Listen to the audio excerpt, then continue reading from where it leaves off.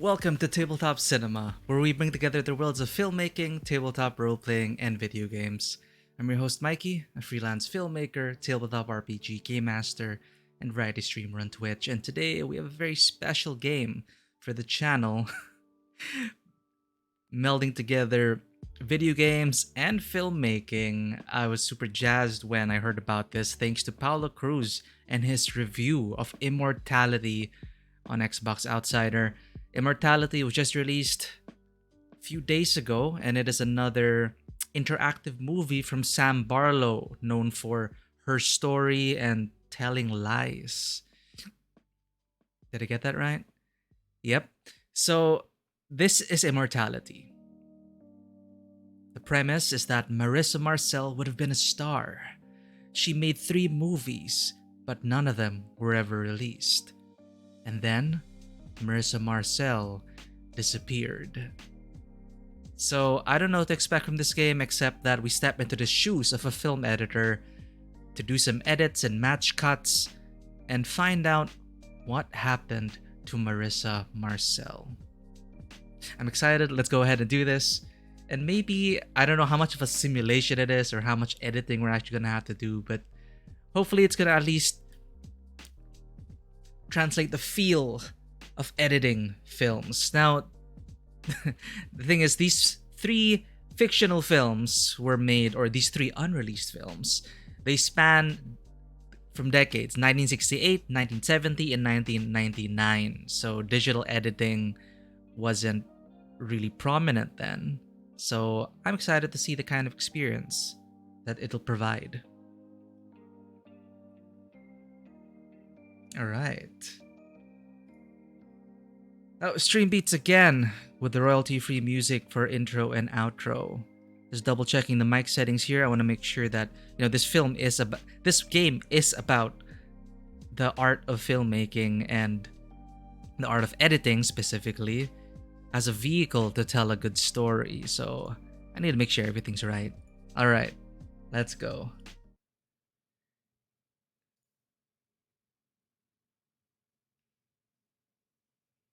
So begins our first playthrough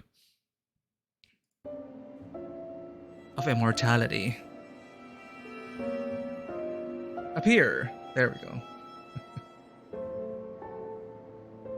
Marissa Marcel, an interactive restoration of 3 movies. We're going to be restoring some films here. These films were thought to be lost, and we are going to restore it.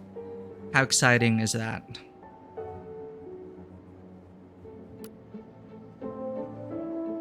So, gotta go through some content warnings here. Viewers are warned that the film footage collected here contains subject matter that may be upsetting. The stories are taken from the gothic, thriller, and supernatural genres and tackle themes and elements such as strong curse words, blasphemy regarding the Catholic faith, sudden and surprising visual cuts and sound events, holy crap, jump scares, alcohol, cigarette and drug use, abusive relationships, nudity, sex, blood and wounding, suicide, sexual assault, and of course, murder, asphyxia, knife, and firearm. So now that we have been sufficiently warned, let's experience this mystery. And if you notice, I found this quite creepy as I was going through the options. Just, do you notice anything as I navigate through the menus?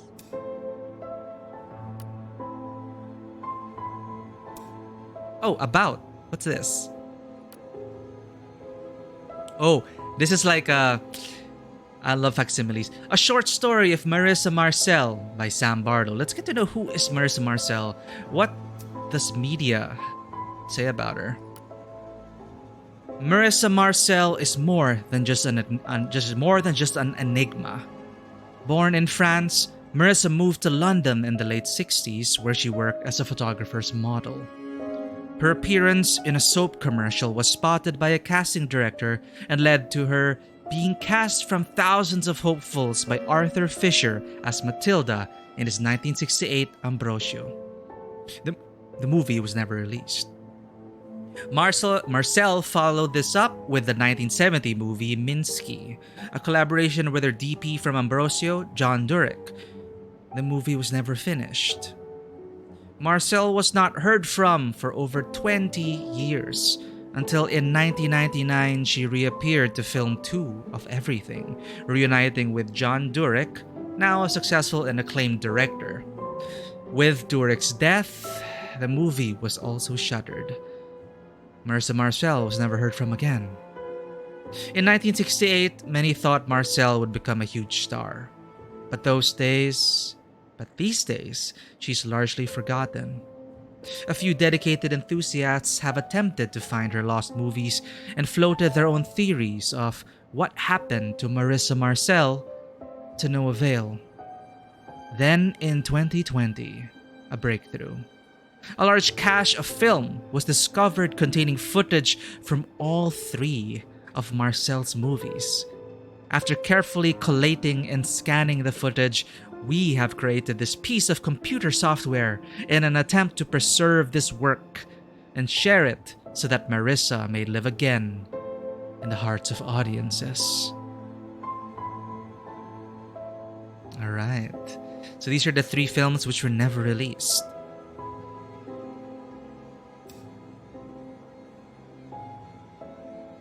It's already kind of creepy. What if I click my name? Oh, it's just the profile.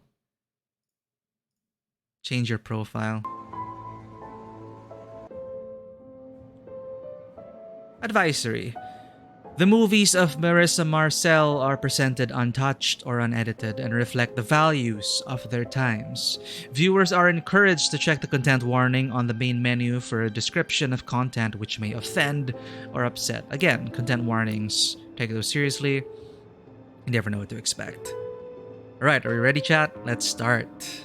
So, let's get into character here. So we're an editor and they discovered this cache of footage, they scanned it, they digitized it, and we can edit via the software. I wonder if I should get maximum immersion and turn my editing then. Like, should I turn off all the lights? Because the editing base that I've been in, it just all lights off. So it won't distract from the colors. And just the lone editor staring at the screen, the light illuminating their face. Face that hasn't slept for days. I'm clicking away, making cuts. Going insane, slowly but surely. Life of an editor. Alright. What's in store for us now? So we are going to be marathoning this. I will break for dinner at some point. But I do want to finish this game today. So we're in for the long haul here, chat. We are only streaming this today. This Sunday, we are going to find out what the hell happened to Marissa Marcel. The game should take around 5-ish hours, which means at Tabletop Cinema pace, that'll be 6 or 8 hours. We'll see how that goes, but I don't think I'll be able to stop. We're going to try and marathon this. Let's start. Immortality. What happened? Start. There we go. Film grid. Every piece of restored film footage from Marissa Marcel's career is organized here on the grid. Use plus and minus to zoom in and out or use the scroll wheel. Ooh.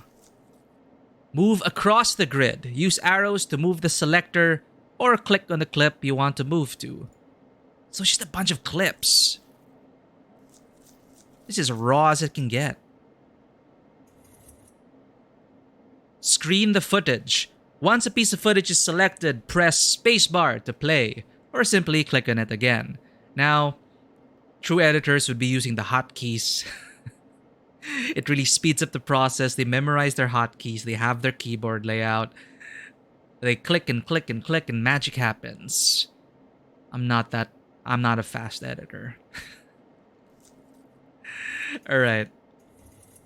So what other tutorials are there? So these are all... How far can we go? This is the maximum zoom. So this is all we have. Okay. The last clip, the date format here is month, date, year. So we're using the American format here. Um, this is April 5, 1999. The first clip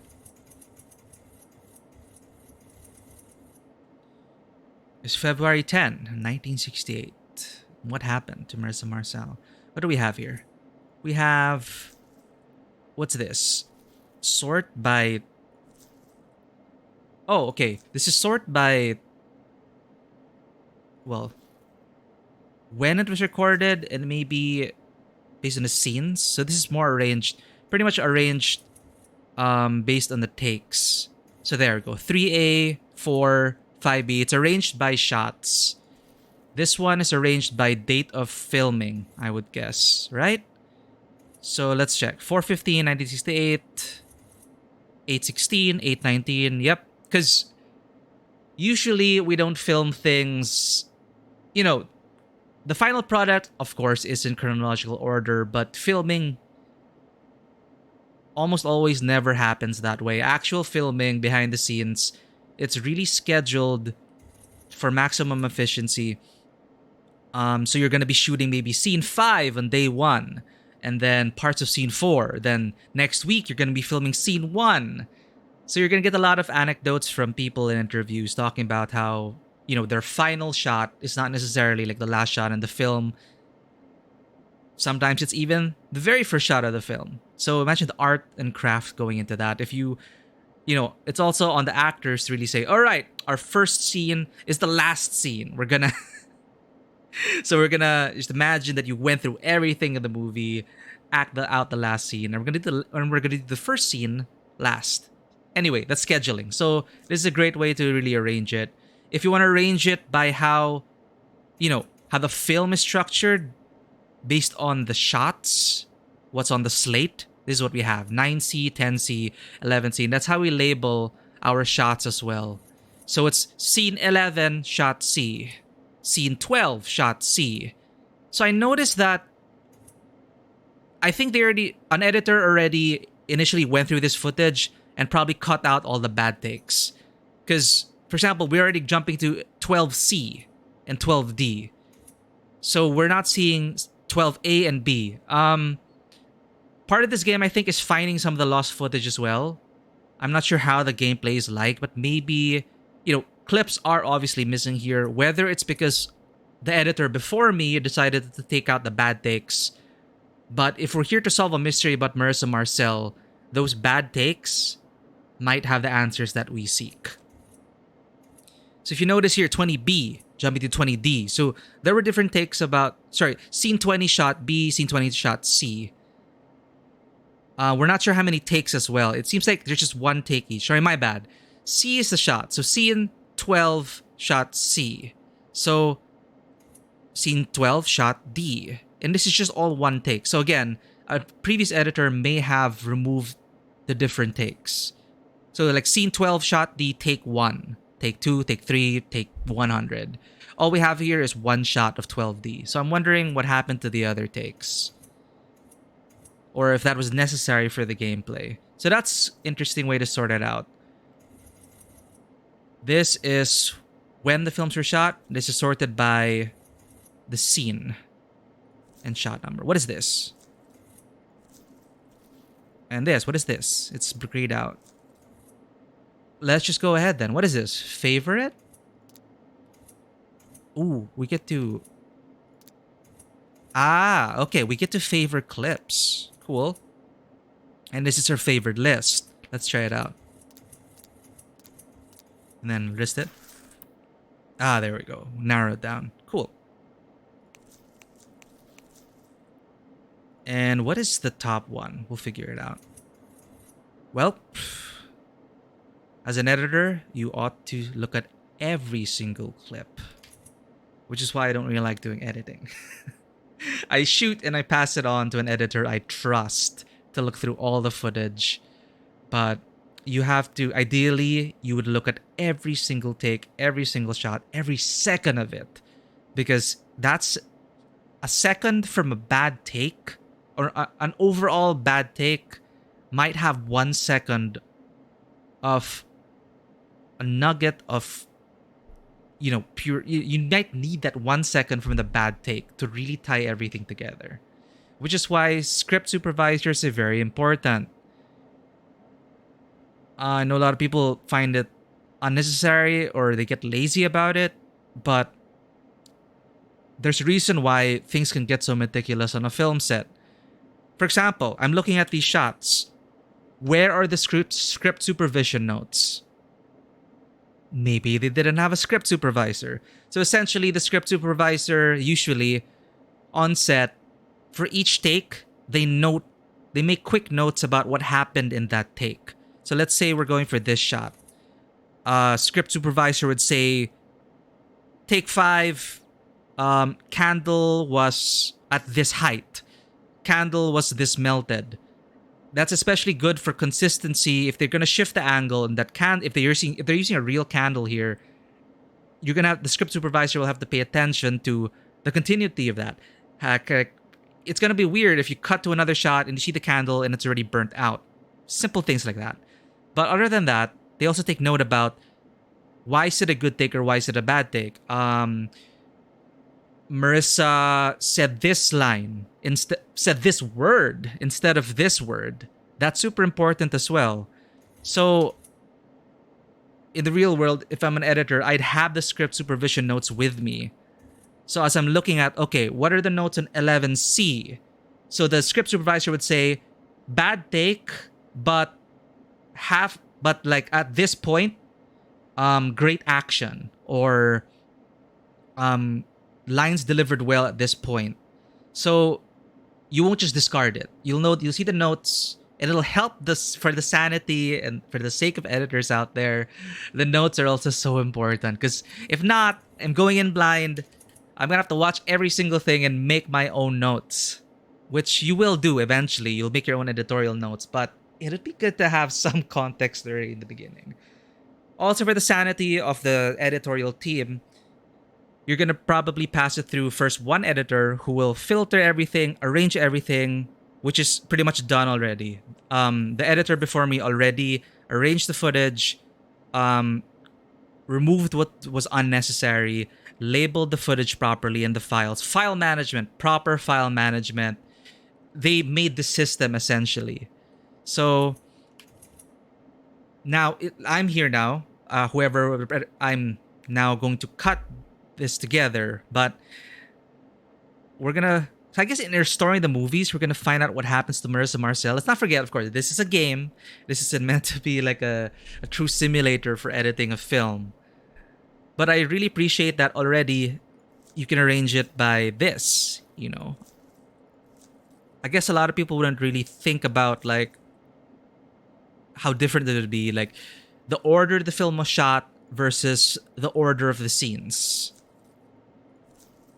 So this will also tell a story. It's like, when was that?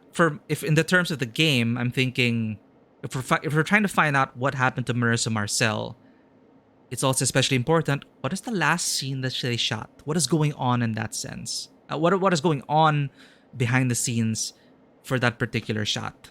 So that's going to really help us out if we're trying to, set things in the real life timeline. What is this?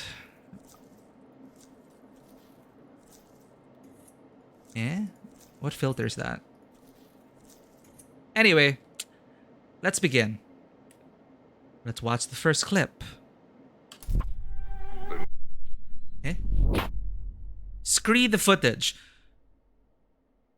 One piece of footage is select. Okay, what's happening? It's kind of like a meta. Something's happening to this program. Once a piece of footage is selected, press spacebar to play or simply click on it again.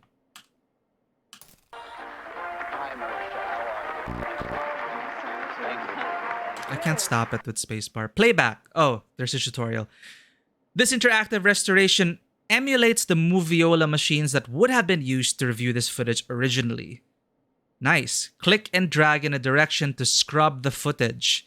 Flick to spin the reel. Spin several times to move quickly. Click the screen or press spacebar to pause. You may use arrows to spin the reel in a direction, holding shift for smaller nudges. Okay, this is important.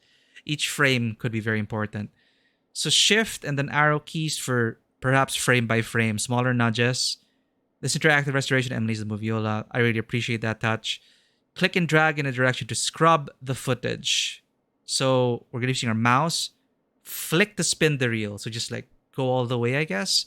Spin several times to move quickly. Click the screen or press spacebar to pause. Okay, we're going to be using spacebar a lot. Now you must be... Just testing it out. Nudge, nudge, nudge. Image navigation. To navigate and organize the footage, we provide a novel concordance feature. Okay, this is where the game becomes a game, I think. Pause the footage, then press Tab or click the I button to enter image mode. Move the image cursor over a key image, such as an actor's face or an important prop. Click the image or press spacebar and the concordance will match cut to another shot in which it appears.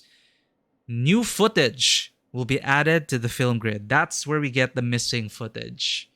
So game-wise, we want to unlock the missing footage because that'll probably hold the answers to what happened to Marissa Marcel. Because, you know, what you get is edited and through a lens. But everything that happens beyond the edges of the lens, you gotta be aware of that too. Especially if murder is involved. You can only get the picture, you know, all we're seeing now is a perspective. So through this editing process and piecing things together, this concordance thing is a game element. I'm not aware of any other program that does this. But it seems quite convenient, and I would appreciate this, for example, in DaVinci Resolve. Like, I'm sure that you can click the face of the actor and it'll like highlight all the footage where that actor appears. I know that feature exists, but for like objects and stuff, there, it'll match cut to another shot in which it appears. Let's see how it goes in practice. Must be... Okay, pause. Let's get navigation out of the way first. So I can use WASD. That's what I'm used to. Okay, so A, for example, D to move forward. Double tap to increase the speed. Alright, so this is just like an editing program. So we're going to screen the footage through here. And this is going to be super badass. What is this? I. All the way to the beginning. All the way to the end. What's this? Nudging it per frame. Oh man, so much footage per frame, and then you're gonna solve a mystery. It's like, what if one frame, an artifact appears, and then that's like the answer to the mystery? It's just crazy. I wonder how detailed this is gonna get. But for any film editors out there, play this game. You're probably going to be much faster than I am, and then you're going to feel right at home. And hey, you get to solve a fictional mystery. Or is it all fiction? What happened to Marissa Marcel, everyone? These films, let's role play this. You know, these films were supposed to be released. Marissa Marcel actually existed. What happened to her? If I press escape, what happens? How do I quit out of the footage? Oh! That's the concordance. Pressing tab. And then you match cut to show like where else the interviewer was in. Or, I guess when she gets a prop eventually. Cool. How do I exit this footage? Are we supposed to... Is this just a tutorial? Okay, let's scrabble through this.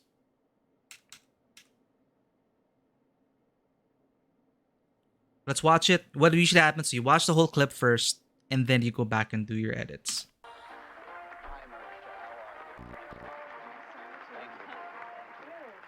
Now you must be very excited. I am excited. Now you look very young in person.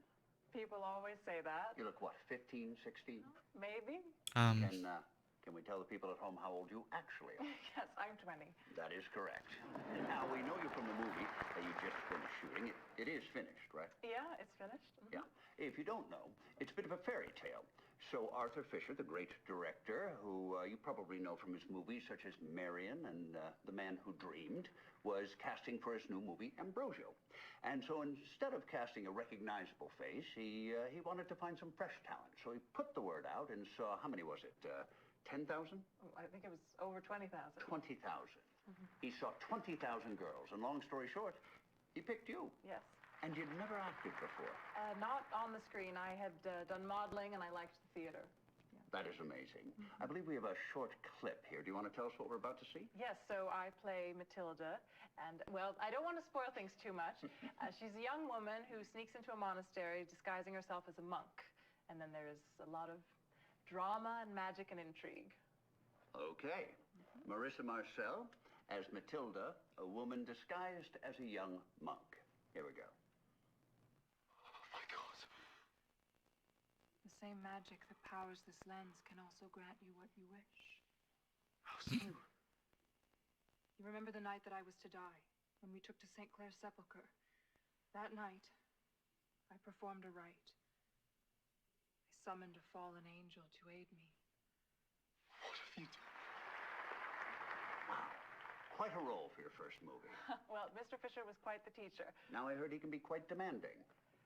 Well, you know, he has an idea of the picture in his head, and nothing is going to come between him and that, not even the actors. And this is Mr. Fisher's first film with nudity, correct? Yes, well, you know, he felt that a modern motion picture should reflect the times. And you filmed this in Europe. Correct. They go for that in Europe, the nudity. Yes, our producer said, we are born naked, and if we are lucky, we die naked. So why not shoot the movie naked? Well put. He kept his clothes on. And the picture is out soon? I hope so. Yeah. And now, you're not in New York only to talk about Ambrosio, but you're filming another picture. That's right, yes, with John Jurek, who was the director of photography on Ambrosio. We're writing it together. That is amazing. You are smarter than you look. I'm kidding. So what is this movie 1970. So it's called Minsky, and it's about an artist who is killed, and the suspect, the number one suspect, is his muse. That's the part I play. And there is a detective investigating, and he falls for her. Well, I can't blame him. Well, he has a cop mindset, and it's really about the clash between the artists, how they live, and this cop mindset, the conservative mindset, I guess. He is surprised by how messy the lives of artists are. Oh, that's true. That's true. We've had some on the show. Mr. Warhol. Have you met Mr. Warhol? Oh, yes, we've met. Yes, we had him on the show, and he hardly spoke. Such a towering figure, and yet such a small, quiet man in person. You know, but his superstars, though, that's what he calls them, superstars. They are quite playful. Yes, we'd like to put some of them in our movie. Well, just make sure you've got a chaperone. And you like New York? Oh, yes, I love it. The people are so interesting. All right, well, we've got to take a short break here. Do you mind reading this out for us? Now, marvelous magic will turn the next 60 seconds into a commercial. Magic indeed.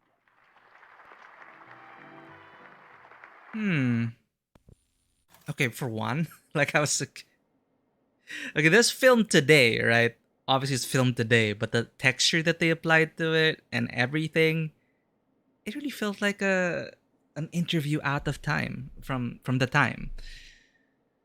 The audio was pretty low. I'm not sure if that is intentional, because I already maxed out the volume for both the game and my computer. I guess it's supposed to sound... It sounded distant, but I don't know. Maybe other clips will be louder.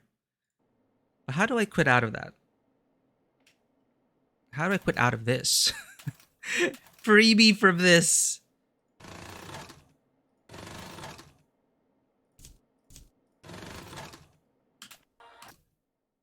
I forgot how to escape. I'm trapped in this clip. See, I can click for Marissa. Oh, you can match cut a plant. Okay, plant. Ambrosio to thank for that. His words calmed me. He has a great love for religion, and he speaks so well. His voice is so familiar to me. It reminds me of someone I once knew, but I cannot think who. Perhaps someone from when I was a child. You should sleep now, Mother. I am glad you're well, but I'm fearful of a relapse. Oh, worry not about me, child.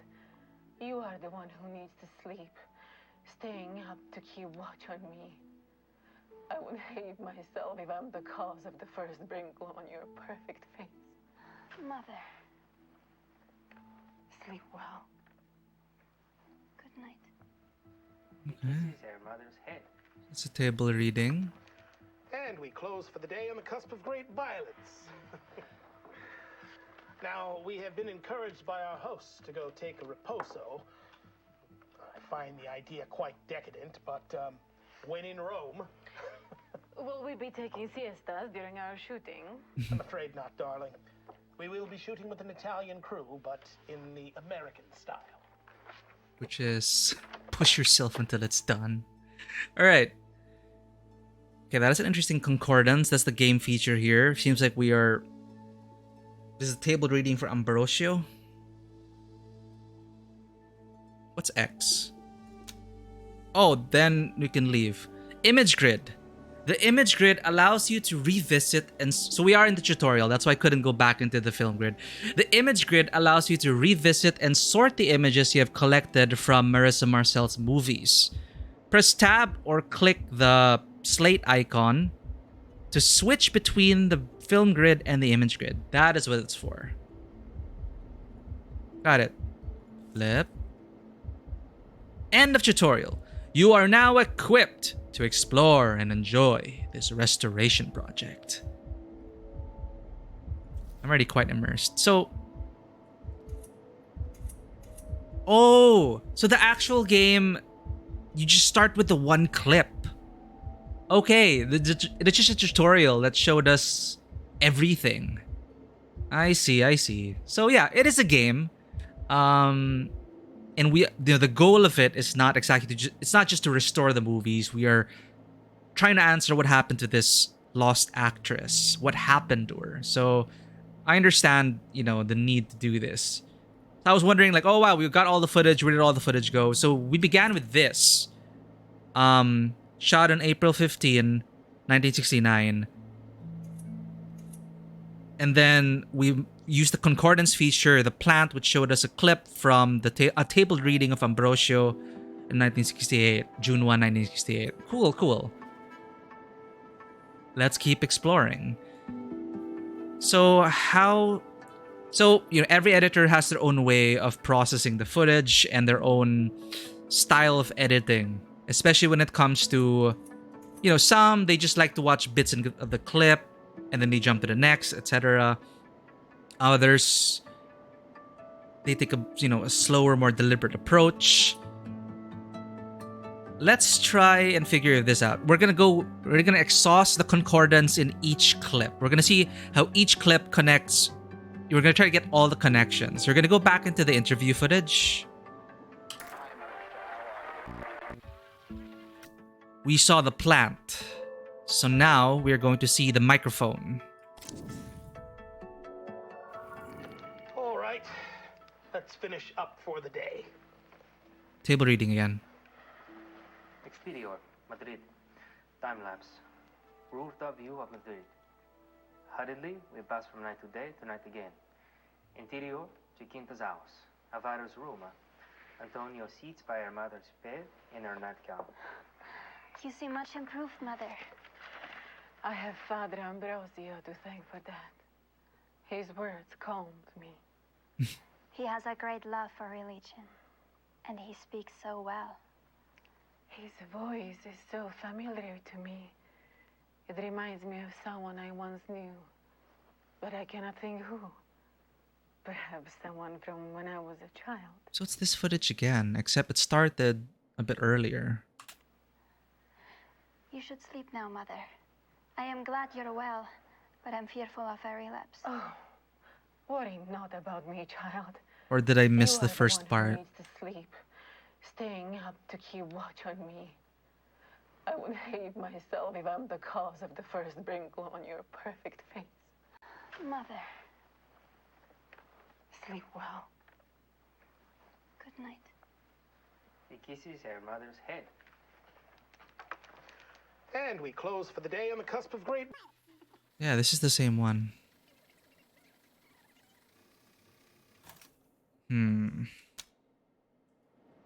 Alright, so sometimes all the concordants lead to the same place. For example, the mug. This is How's new. home life? You've been with Mark This is for the a while 90s now. Yeah, it's good. Mark is great. He's very good looking. He is. He is a very handsome man. Now, if you guys decide to have kids, you know, they're going to be very good-looking kids. Is that something that's on the agenda? Oh, I don't know. You know what? One cat is enough of a handful. So. I did not know you had a cat. I do, a her. Okay, what is she called? Maria. Not like. Okay, so no, you named the cat after yourself. That shows great humility. Huh? It's probably easier to remember that way, right? Hey, when we come back, we have the stars of TV's hit new comedy. Don't go anywhere. I looked into the camera. Sorry, guys, it's a force of habit. Let's get my close-ups. We'll have to cut to me at that point anyway. Huh. I guess there's something between the interviewer and her. Okay. Interesting. Interesting. That is from May 10, 1999. Let's go back into the footage.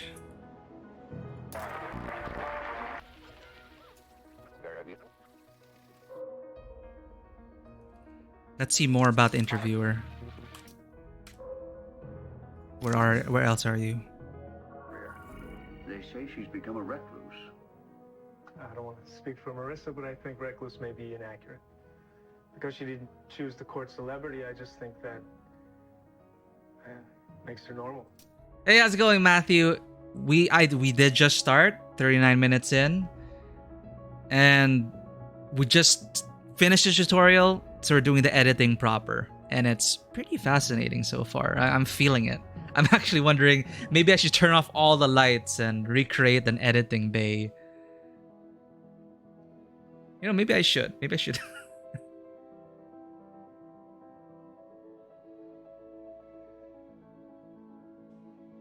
Yeah, but how's it going, Matthew? Thank you as well to Xbox Outsider and Paolo's review of this. I did not know this game existed. I never played any of the other Sam Barlow games, but they were always wishlisted or just sitting there in my library. So I have not played Her Story or Telling Lies. This is my first Sam Barlow experience, and Paolo said great things about it. So, and it is on Game Pass. So hey, it's free on Game Pass, included with Game Pass. Exactly. Let's start smoking. According to this thing though, the year is 2020, and then they digitized the. So this is like, you know, facsimile. This program is from 2020, with all the footage already digitized and scanned and everything, so we can smoke. I mean, we'll ruin the atmosphere, hurt the cats, but the footage will be safe.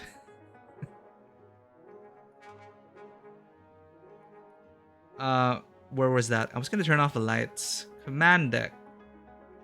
No, that's not those are not the lights. Captain's quarters. There we go. Get the. Maybe even turn off all the lights. There we go. We're in an editing bay now, Matthew.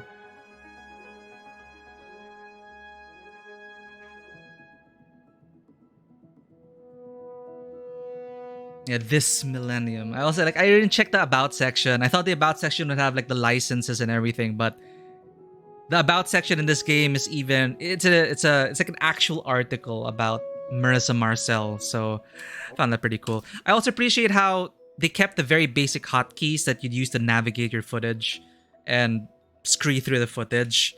Like press D once, then go forward, go faster, and go back.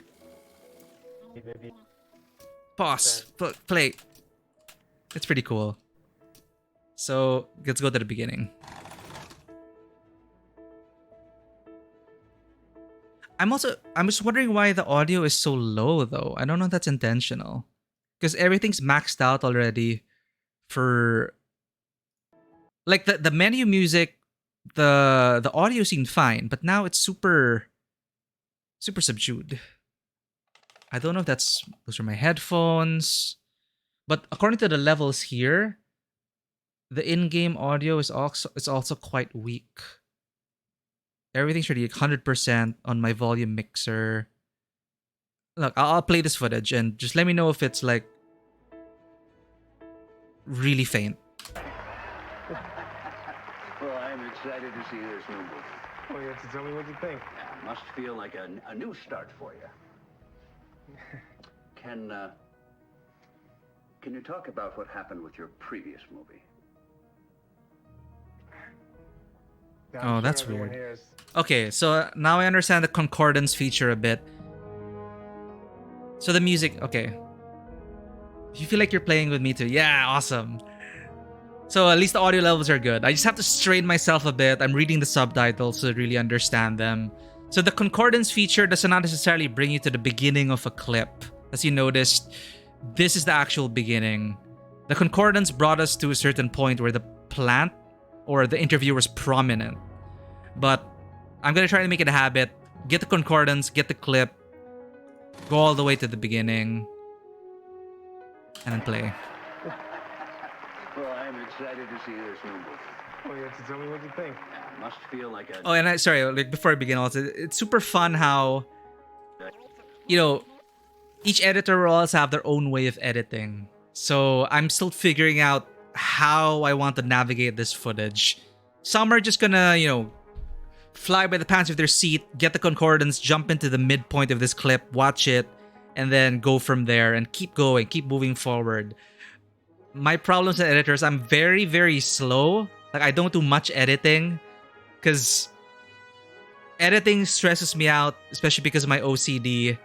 And I'd rather, like, just give the footage. Hey, Dante Must Die. Thank you for the description. For gifting Dante Must Die the description. Subtitles are absolutely necessary to footage for sure. I played 2 hours review, so Paulo. I see. Yeah, I guess it's intentional. Like, they wanted to feel distant, like literally distant. Like perhaps we're watching it from a screen within a screen. And that's great. I don't know, but I do need the subtitles. But thank you for that gift sub, Matthew. What was I saying? So yeah, different editors have the different styles. Me, I'd rather, I'd usually just be the one shooting, directing it, and I'd hand it off to an editor, a more competent editor that I trust. So for this game, in terms of the game itself, it's not a simulator, but the practices, your editing practices can still translate over here. So I'm just wondering, like, what would be the best way to solve this mystery via editing? We're still figuring out how we're going to navigate through the footage and where to go from there. So I'm the type that usually watches everything. Like, each clip, I watch everything. And I was talking about how in the initial part of the stream, where are the script supervision notes? It would really help the editor and preserve their sanity. Please do not underestimate script supervision. Ideally, we would have the notes from the script supervisor talking about, you know, listing down the pertinent things you need to know about each clip. So if you're gonna go back here, there would be like, for example, scene 24, shot C. Marissa, like, they would note here, host looked at camera. Marissa forgot the line. But at this point in the footage, acting was good. So the script supervisor notes were there to say it's a bad take, but maybe these 2 seconds will be good for the final cut. Stuff like that. So ideally, we'd have our notes here as an editor and then be like, okay, shot 24C, what's that? Okay, it's a bad take, but 5 seconds in is usable, and we can use, okay, Marissa's glance, we can cut that and make it part of the dialogue. You know, stuff like that. It really speeds things along. And also not just that, but for your continuity, because the script supervisor's there to also note the plant was let's say there's a candle, a live prop, the candle was halfway burnt out already. That's going to be the script supervisor notes. Or there was a Starbucks cup on the table. I'm looking at you, Game of Thrones. How did they miss that? I think it was intentionally left in. Hey, Den Mother. How's it going? We just started, by the way. I'm super jazzed about this game. I feel like I turned off all the lights right now because I was describing being in the editing bay. All the lights were closed. And then my poor editor, deadline was coming up. Eye bags under his eyes, coffee in his hand, cigarette. No, smoking wasn't allowed in the studio. All lights are off. You need to turn off your lights. And, it's actually very trying on an editor's side because you do need the lights off or at a certain temperature because any external sources of light in the editing bay will mess up your perception of the colors on the screen. So you calibrate your monitor for the colors and then you immerse yourself into darkness where all you see is the monitor. So take care of yourselves, editors. Stretch your legs, get out of the room once in a while. But man, it's just I'm brought back to that. Like, if you're hearing this, Alec was her director, but he was also the editor of the film. And we were telling Alec, you're the director. You need to have someone edit this film, please. Understandable. It's the first. Understandably, if it's your baby, that's why there's a director's cut. All right. Alec, our director for Bidukang Manok, which coincidentally, Den Mother, that's where I base my character on. I base my character on, well, the film of my, like, in our Mage the Ascension game, Miku's film was basically inspired by our experience in Bidukang Manok.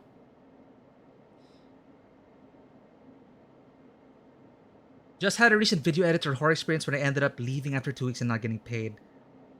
Oh, dear God. Yeah, they did 180 over high precision. Yeah, did it come with higher pay? But yeah, when will you get paid? And also, like, yeah, usually they did not pay for you 2 weeks. Yep. Can totally relate. Contracts are your best friends, but also sometimes they're even too big and they see you as too small to even care about the contract. It's like, what they're gonna be like, what can you do? Anyway. Yeah, back to editing. Right now, we started with this clip, and the gameplay here is that you go into a clip, you scrabble through it, you go into concordance, and you look at objects, and this is a game feature where it will match cut. That's the game term they use for it. Not necessarily an actual match cut, but it'll match cut to, for example, where Marissa is in. Let's click on her now, which will reveal a clip. This is new. To compartmentalize it? This is in the 70s. Did Minsky dress up too? Yes, he was the girl. Like all pictures, he was really a catcher inside. When he was fucking someone, he was only really fucking himself. Everything was about him. Did everyone know about Frankie? No. This was something he trusted me with. You ever wonder why he was so sure of you? He knew I loved him in my way. He told me you hated him. Yes, that too.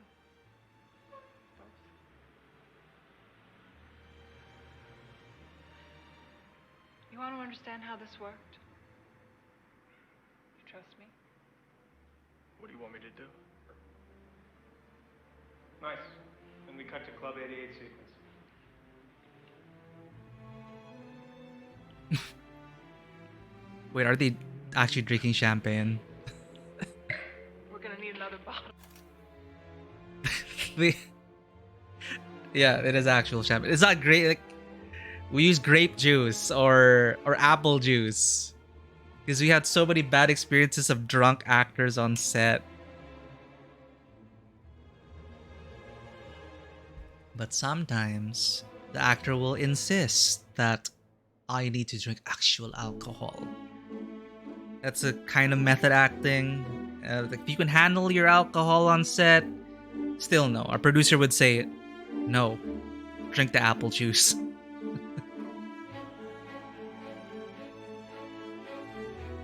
So that is how it generally works. We unlock a new clip. It's set in the timeline. You can arrange it. Here's another fun thing I appreciate with this game. You can arrange it based on when it was recorded and by scene. Because films are usually shot out of order, right? So for the greater mystery, where we're trying to find out what happened to this actress, of course, it would help to really see when something was exactly shot. But if you want to, sort it by... If we have more footage of the film here and we want to see the film in as it's meant to be watched, you can arrange it by scene. So that's super cool. And the music, you're right, Matthew. It's kind of like you really feel like we're going through found footage here, and it's exciting. It makes it exciting. So again, concordance just brings you to a certain point. We can actually go to the very beginning of this scene before they even started rolling. You get to see the slate. Scene 18, rehearsal. Oh, it's a rehearsal.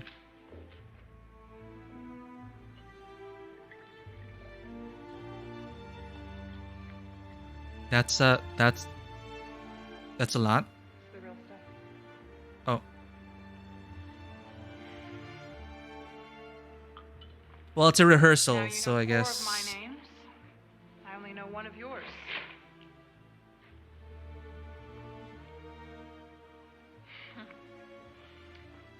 I came to collect some clothes and toast him goodbye. Frankie Aminsky. Both. What is this? Nothing sinister. Kinky, maybe. Just a little. He used to come here and we'd have sex. Where Minsky comes from, they didn't really do this.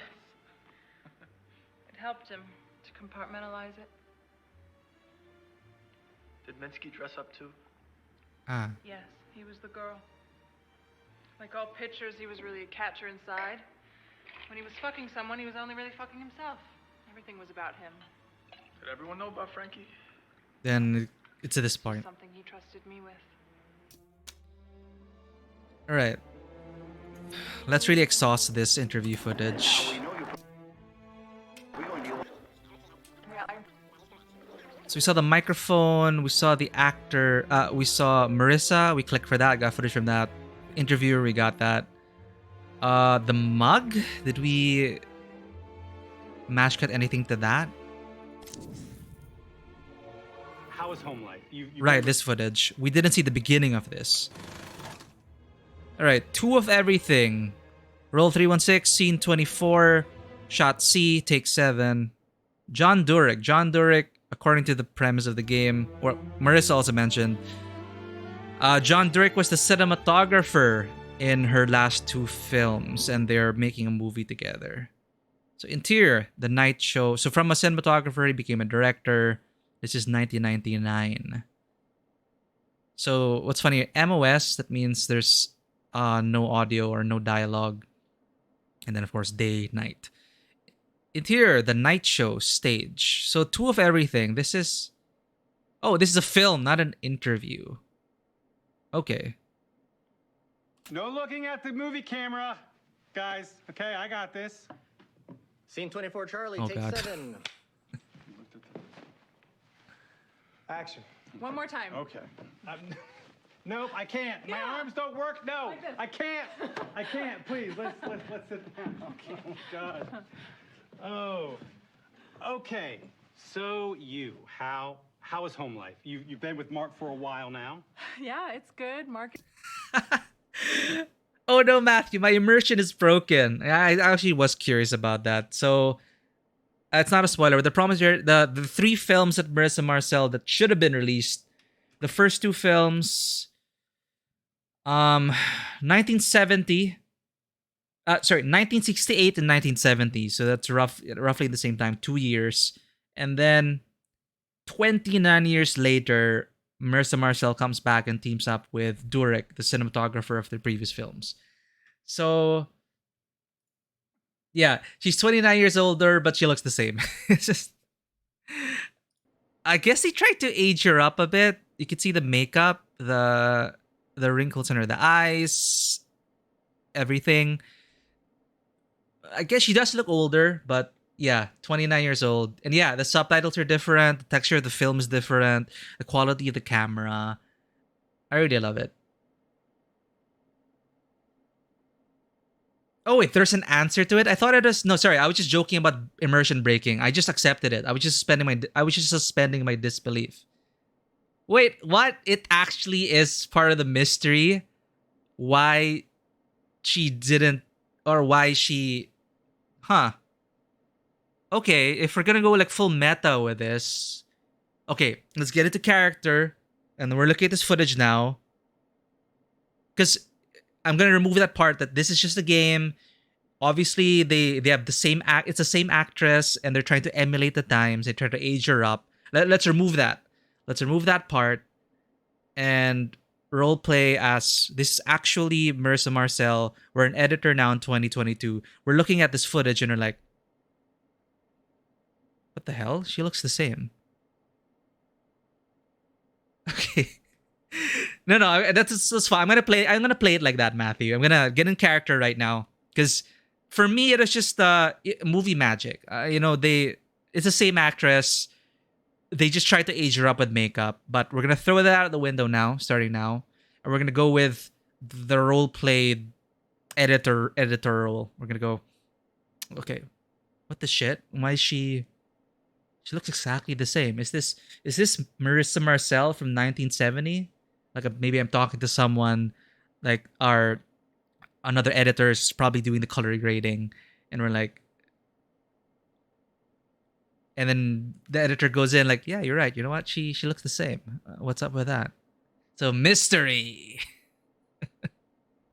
all right. Let's go with it. I like that. I like that version better rather than them, rather than just them trying to age her up with makeup.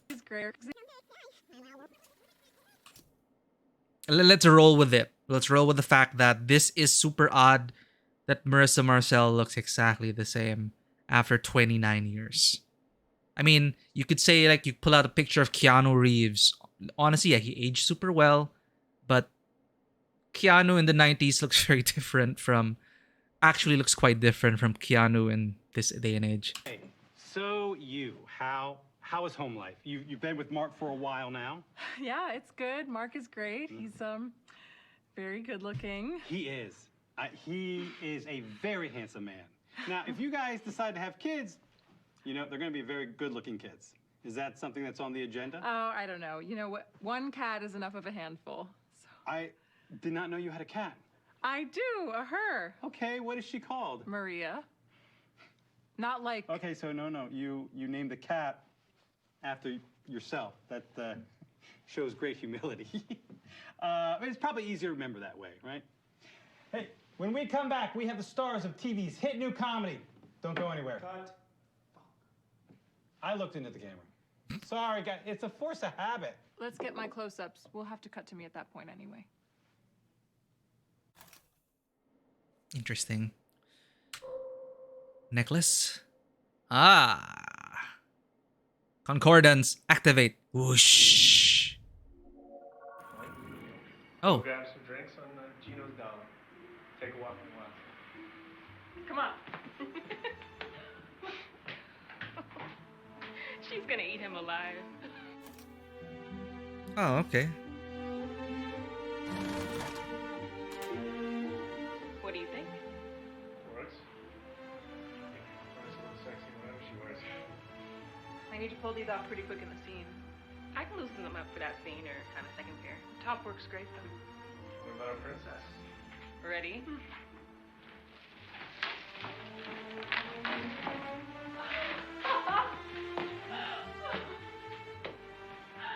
There will be makeup on the day.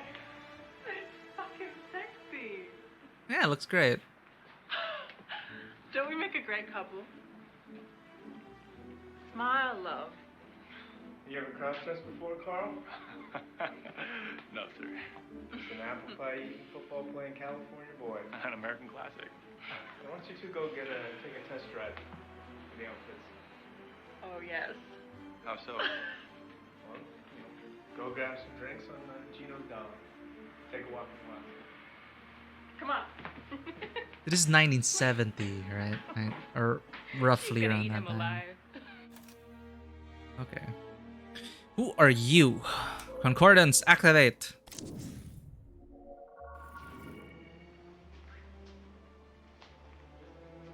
Oh, he's shaved. What is she? Minsky. Gino the Giorgio Entertainment director John Durek. So this is 1970 Interior Night? Wait, what? Wait. John Durek.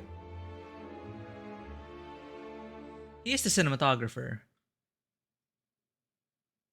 Oh, wait. Okay, here. Alan Fisher directs Ambrosio. He cast unknown Marissa Marcel. 1970, John Durek writes his thriller Minsky with Marcel in mind. This is set in New York City. The movie concerns the death of a famous artist, and Marissa stars as the muse suspected of murdering him. Okay, so in 1968, the director of photography, I guess, was John Durek. And John Durek in 1970 becomes a director for this thriller. And then Durek, 29 years later, teams up with Marcel again. Okay.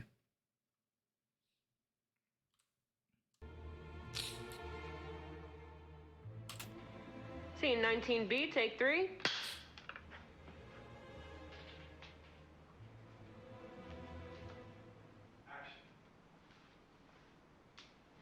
I'm gonna make you live forever. This is not Don't talk.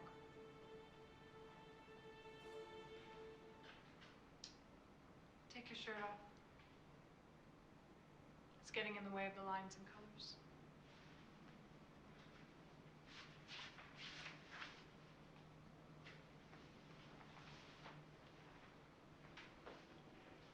Can you all just appreciate the sound design of this and how this sounds like something from 1970?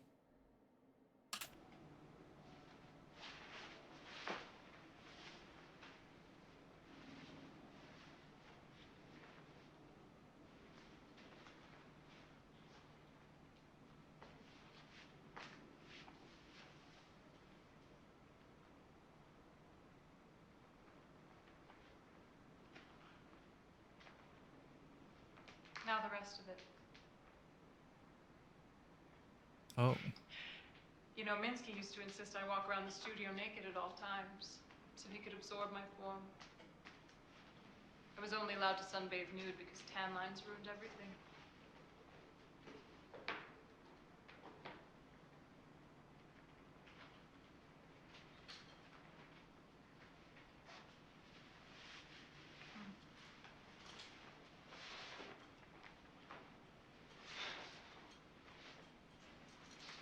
Imagine doing multiple takes of this.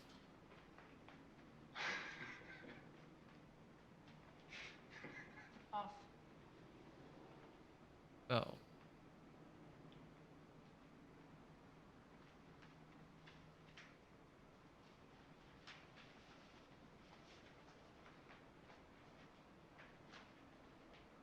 Are we gonna get banned on Twitch for this?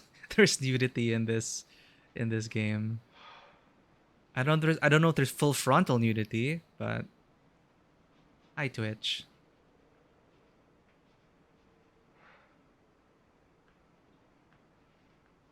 How do you feel?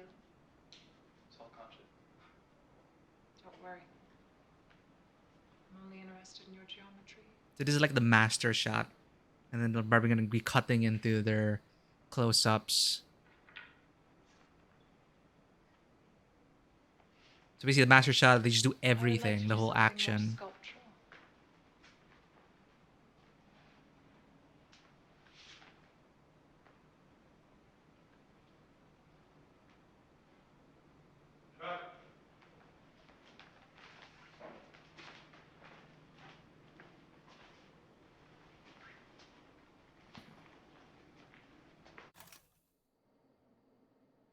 They do not look happy. Okay. So that is more from her. Lamp? Lamp? Actually, I'm fine. Let's just keep going. Let's just keep moving forward, unlock as many shots as we can, and we'll piece everything together at the end of it all. Let's check this painting. Oh, it leads back to this. Lamp. We'll drop the lights, and then she'll sing happy birthday. Ready? Happy birthday to you. Happy birthday to you. Happy birthday, Mr. Hessenberg. Happy birthday to you. Thanks, Mr. Hessenberg, for all the things you've done, the billions you've won, the fee you paid me, honey. I hope I gave you value for money. We thank you so much. Everybody, happy birthday. Maria, I thought you were resting. Well, I've never missed a rehearsal. You don't get to where I am without a work ethic. Andrew would approve of the Monroe impression. He's a sucker for memorabilia. I tried to buy him that dress once. It was so sheer, people thought she was naked. Of course, Jackie wasn't there. She was on an outing with the kids while Marilyn fucked Kennedy one last time from the stage. Do you think Jackie knew? The wife always knows. Wish to get you into fitting. Why don't you come with me? You're sure they don't need me here? Oh, it's fine. They'll follow your lead tonight. Run two of us again. Make sure they've got the transition. Yes, ma'am.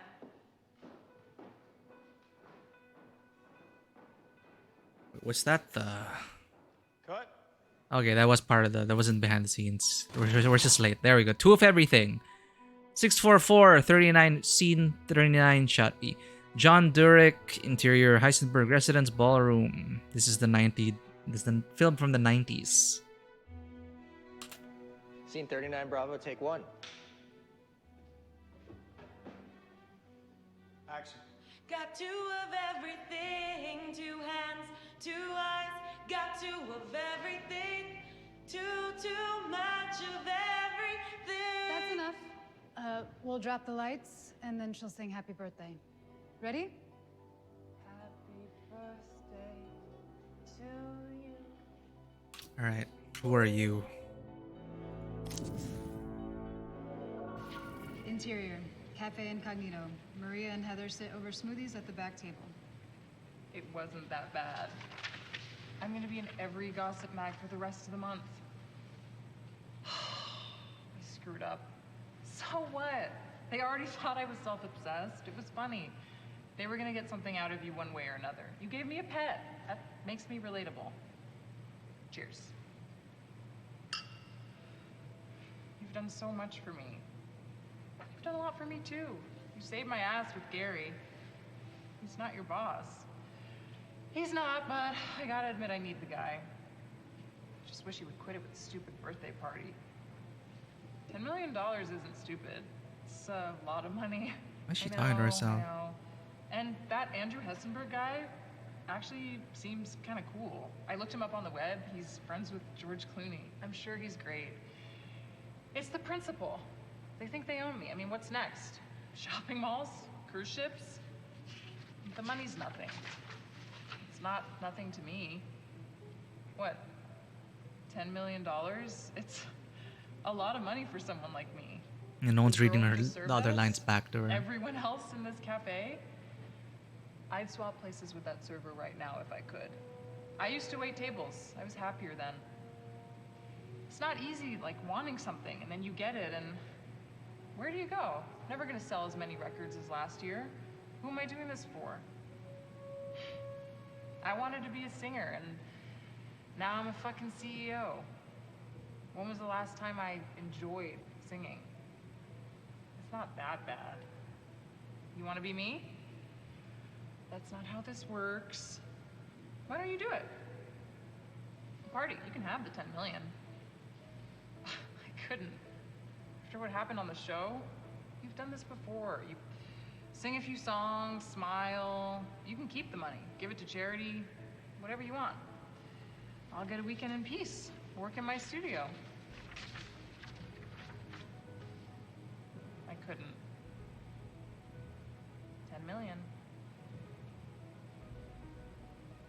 Right?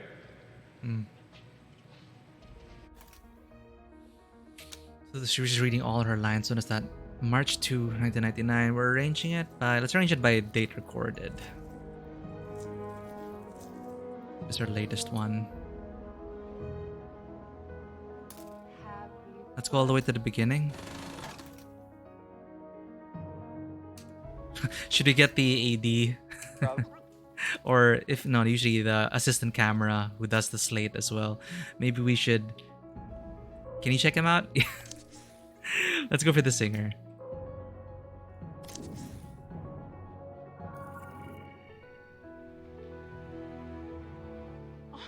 Whoops. When you look at that microphone, I hope you think of me and all of us here tonight. You're worth your weight in gold. Thank you so much. Thank you.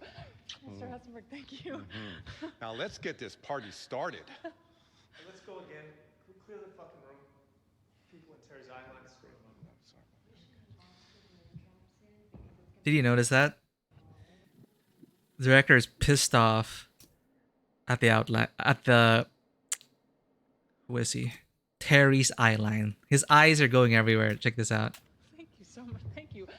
Doesn't know where to look. Thank you. Now let's get this party started. Let's go again. Can we clear the fucking room?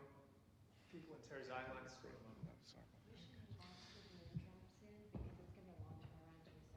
Okay, this is super... There's... Clear the fucking room. There's people in Terry's eyeline and it's screwing him up. We should move on to the balloon drop soon because it's a long turnaround to reset the balloons. And that's probably the AD telling him, we need to move on to the next shot.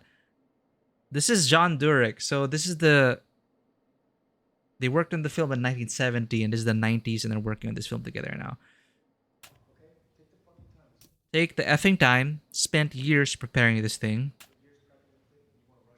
And you want to rush it because of some effing balloons?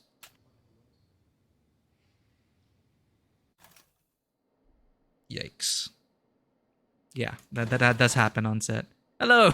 It's AC again. Scene 42B, take 5. So I guess if we wanna unlock all the footage of this film, we use concordance on the AC, or if this is the AD or the AC, probably the AC.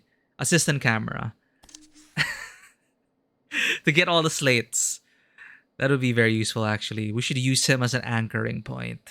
Let's see how the scene actually plays out.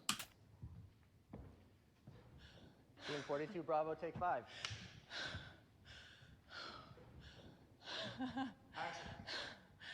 Is the birthday boy out there?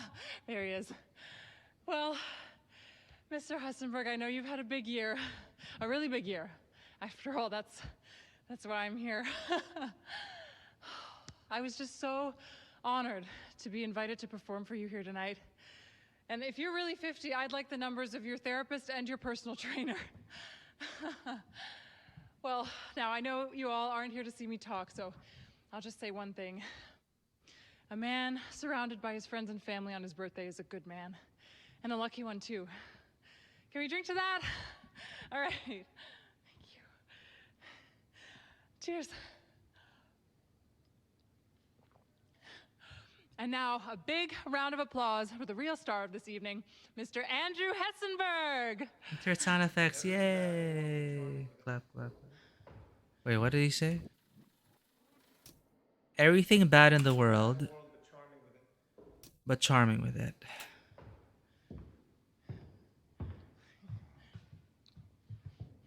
Walk out like you own everything. Shall I go again? Huh? Okay, director, keep rolling, keep rolling. What does the director want? Now, walk out like you own everything. Shall I go again? Yes, keep rolling. Okay.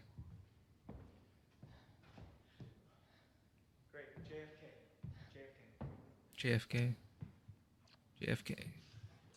Well, I must say, I can now retire from private enterprise after having had happy birthdays sung to me in such a sweet and wholesome way. Thank you so much, Maria. You're an absolute angel. Now, I know it's my birthday, but I'd like to give you a gift. Let me guess. I can concordance that. Whoops. When you look at that microphone. All right, we saw that. Microphone. Show us. Whoosh. What the Oh, rehearsals, You're making a mess out of your rehearsals. party dress. Let's get you out of that thing. Into the bathroom.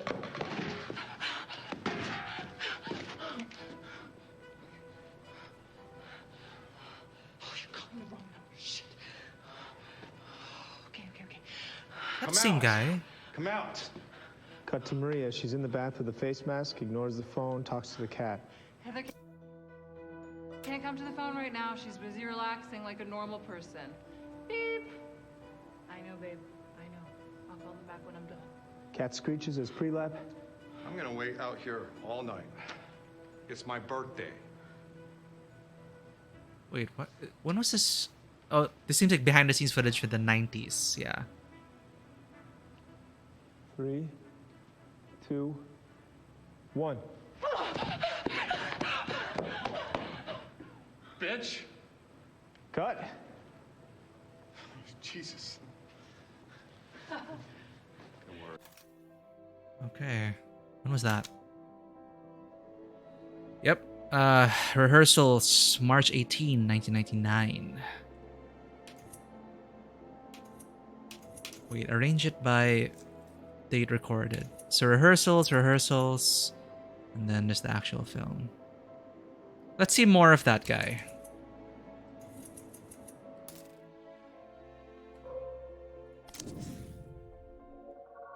Keep it very nice. Keep your distance. Very respectful.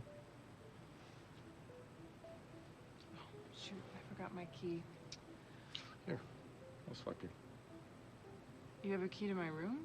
I have a key to all the rooms in my home. I keep forgetting this isn't like the Four Seasons. It's a little nicer than that. It's a lot nicer. Ding. Well, thank you. Oh, right. Elevator door closes. Cut. Let's move on. Terry, you get to show your true self. Okay. Damn. I want concordance, the ladder. Oh, you can. Match cut ladder. Go.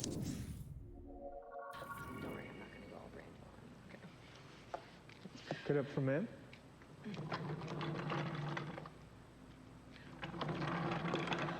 Ma'am, may I offer you something to drink before we depart? Yes, actually.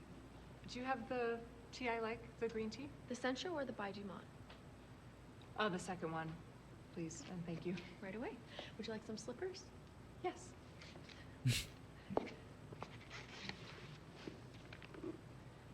They put the slippers on for you? I guess first class. Enjoy.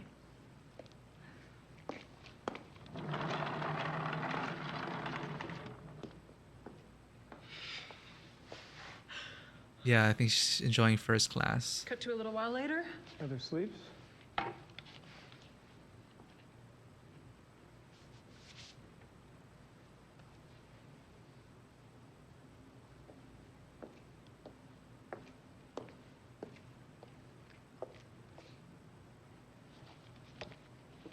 On the other side of the plane, the bodyguard reads a paperback thriller. And cut. How was I? You stole our hearts. Trying to make it in the industry. Let's go all the way to the beginning. Bodyguard. Scene 31 through 32, rehearsal.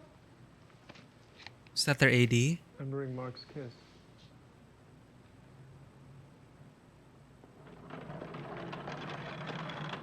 Ma'am, may I offer you something to drink before we depart? Yes. I'm used to looking at you and seeing myself. I'm not used to seeing Female flight attendant. Oh. You don't get to fix my line reads this time. Well, Don't worry, I'm not gonna go all Brando. Okay. good up for men. Okay. Who are you, lady? Scene 81, rehearsal.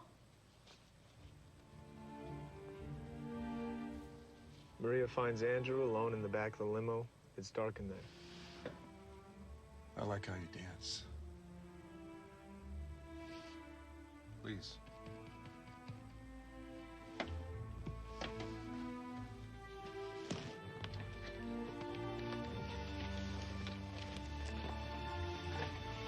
Fitting the camera in there. All right, cameraman, go. I'm Andrew. Andrew Hessenberg. I saw you on TV. Ah, yes. Like to avoid the spotlight, but shit happens. On TV, they said you had the most expensive residence in all of New York. That's right. Can I see it? Are you a prostitute? No. I just get turned on by money and power.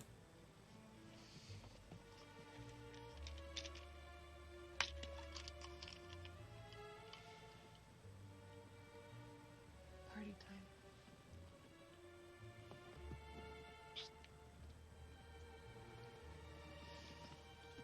What is that? What did I just do? Just a little something. I already took one at the club. What's your name? Christina. Christina. When we get back to my apartment, I'm going to tell you exactly what I want you to do. And you're going to do it for me. Is that okay? Sure.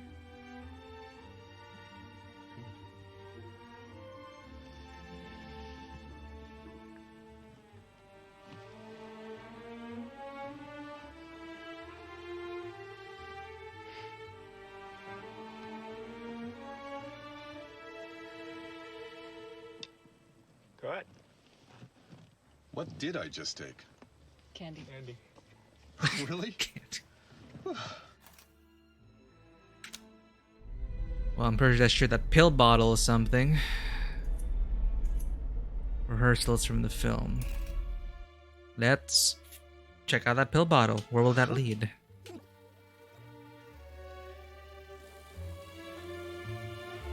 How fast can you rewind? Whoop.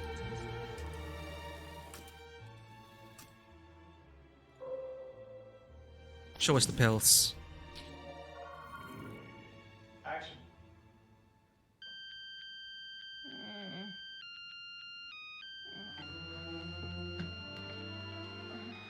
Hello?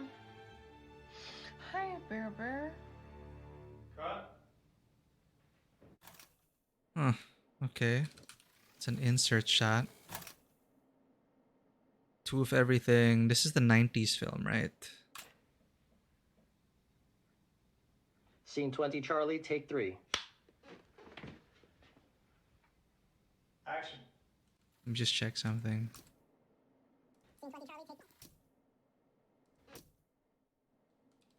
Nudge.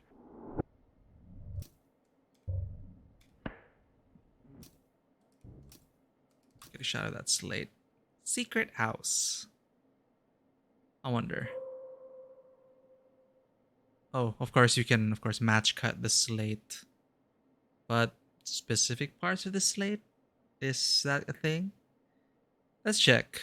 Secret house. I want to see other shots in the secret house. Okay, it's just a slate. Action. They're playing Maria's music. Look at the space where she would be sat. Go, Lucy. Excuse me? Are you Maria?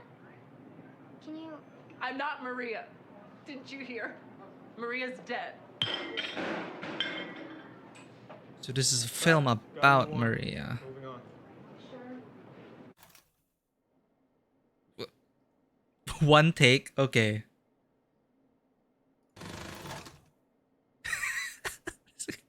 It is how it is. You'll definitely get to know the face of your AC or AD, whoever's doing the slate. Every single shot will have that guy. Wow. Roll 1062. Wait, what? Cafe Incognito. Scene 58, Bravo, take 1. Action. They're playing Maria's music. Look at the space where she would be sat. Go, Lucy. Excuse me?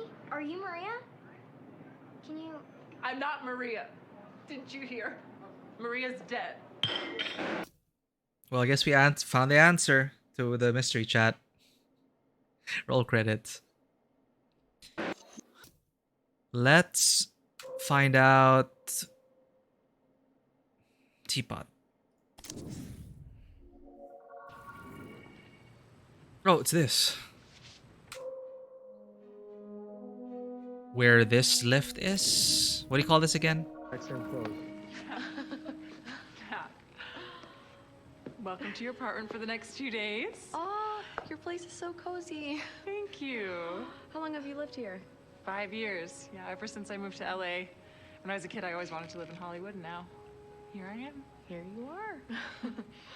Right, so I packed you everything that you should need. Don't worry about any of it having ever been worn. It's all brand new.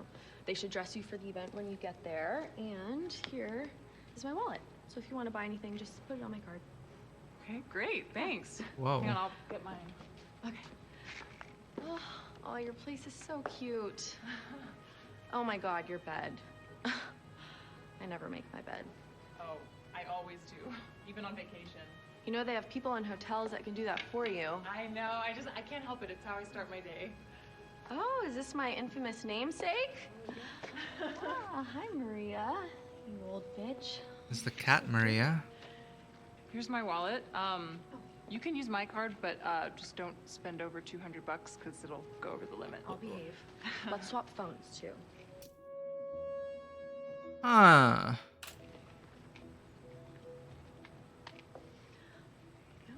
Replacing Maria. Christina Campbell.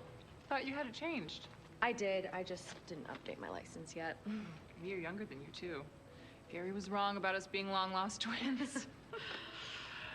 So, I'll feed the cat. Right, so we've got her food all set up over here, just 1 scoop in the morning and 1 at night.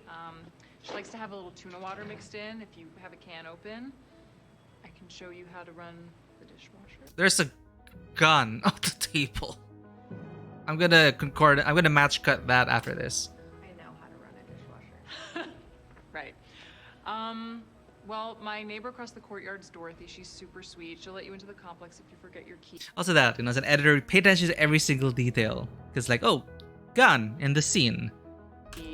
There's a good noodle place downstairs. Oh, and if someone bangs on the door at night, just scare them off with this. Oh, there we go. Sure. My dad gave it to me when I moved out here. It's not registered, so you could kill someone with it and they couldn't trace it. Jesus. I'm my dad's only child. He taught me to never point a gun at someone unless you're prepared to use it. It's not that rough a neighborhood. I'm just messing with you. There's a church across the street that starts up every Friday night, but the music is great. Oh, and the donuts next door, to die for. Ooh, sounds good. Yeah, it sounds really good, actually. Okay. Well, I'm gonna go then. Okay. So Promise you'll still be my double when you get back? You're not gonna quit when you get rich? I don't know. Maybe I'll get a taste for it. Bump you off. I'll be the real Maria. You don't have it in you to kill. Bye. Bye. We hold on Heather's face as she walks down her balcony and walks towards the stairs. Her smile grows with her confidence. That's great, Naomi. Now let's swap places. You be Heather, Marissa, you be. Maria. Can I quickly watch back what we just did? I just want to make sure I lock how you did it in my head. Sure. Okay. Double, who you? Forget which side I'm playing sometimes. That was great. Oh, what? 13C. Scene 13, Charlie, take 4. Action. So what did you say? Well, I told him that if he called me a beautiful angel one more time, I'd fucking fire him. Poor guy. Oh, he's fine. Threats are Gary's love language. You didn't get in trouble? He's not my boss. And I work a hell of a lot harder than he does. Oh, speaking of working hard, I heard that you killed it at the MVAs. Everyone keeps telling me how good I was. Thanks. So what did you say? I told him that if he called me a beautiful angel one more time, I'd fucking fire him. Oh, poor guy. Oh, he's fine. Threats are Gary's love language. You didn't get in trouble? Multiple takes in one. Boss. And I work a hell of a lot harder than he does. Oh, speaking of working hard, I heard that you killed it at the MVAs. Everyone keeps telling me how good I was. Thanks. Was it fun? It was really fun. Oh, I'm so done with that. It's all fake. The music, the people. Look, if I wanted that shit, I would have joined the circus. Was Brandon trouble? Thanks for the heads up. I kept him at a 10-foot distance at all times. At the party, I saw him lick a dancer's neck. Oh, fuck that guy. Not for $1 million. Not for $1 million. Not for $1 million. Excuse me? Are you Maria? Oh, sweetie. Actually, yes. What's your name? Pearl. Pearl? That's a beautiful name. Can I sign your book, Pearl? Yes, please. Here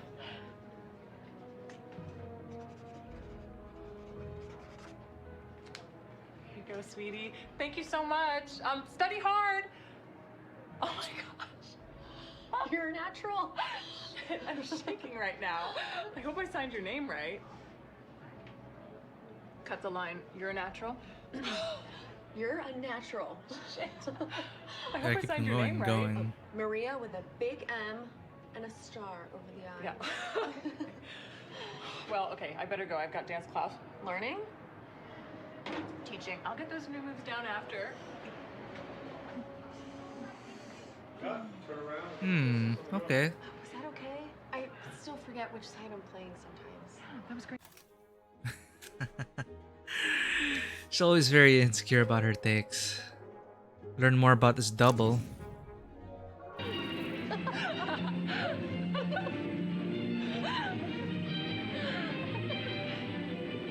Got an achievement for Naomi. She vanishes. It's her again.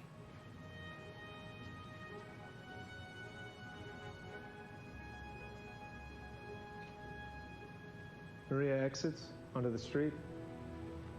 We think it didn't work. Then the limo pulls up. Okay, let's break here. Huh. Scene 75 through 80, rehearsal.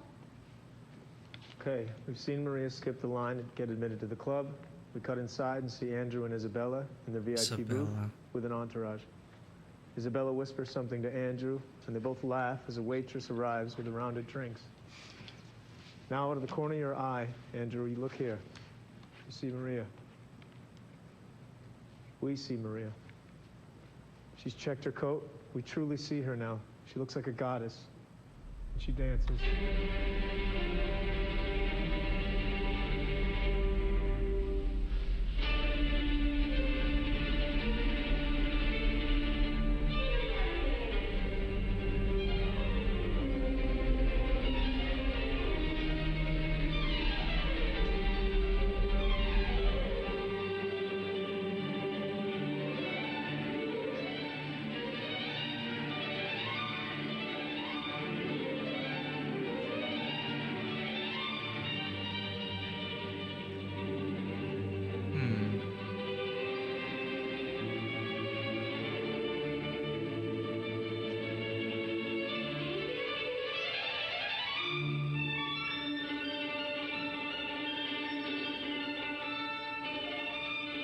So the film in the 90s is super like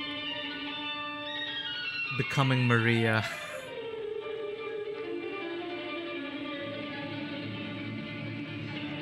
With a double.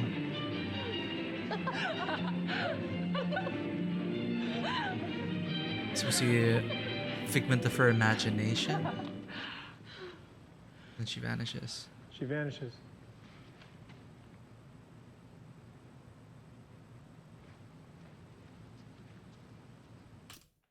Okay, who are you?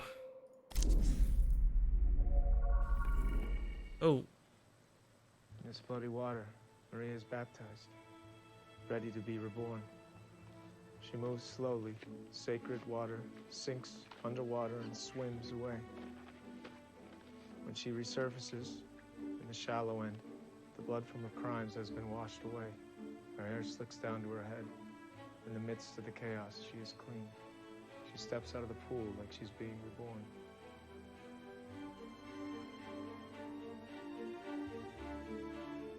Huh. She walks away, and we hear applause. Alright, this is a film, so. What's it all mean? Scene 84, rehearsal? Strange sight on the rooftop. In the pool, a writhing trio of bodies. Isabella is naked in the center with her two bodyguards. Everyone's too absorbed at first to see the elevator door opening onto the roof. Ooh. Blam! Blam! You're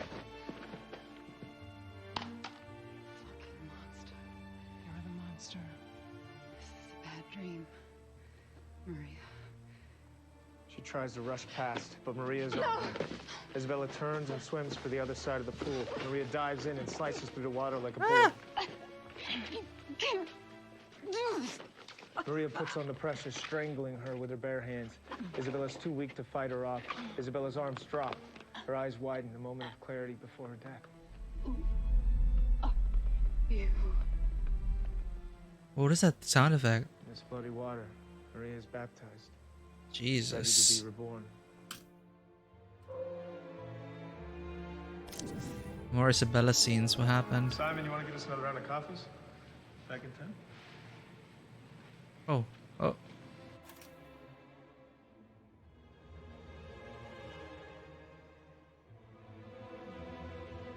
Okay, wait. This is the director. He's looking at Maria.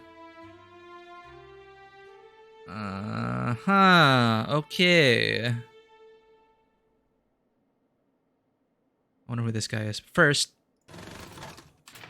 Okay, let's just keep going from 18 and run through to the end of 24, so the whole night show sequence. Yeah. Is that the director?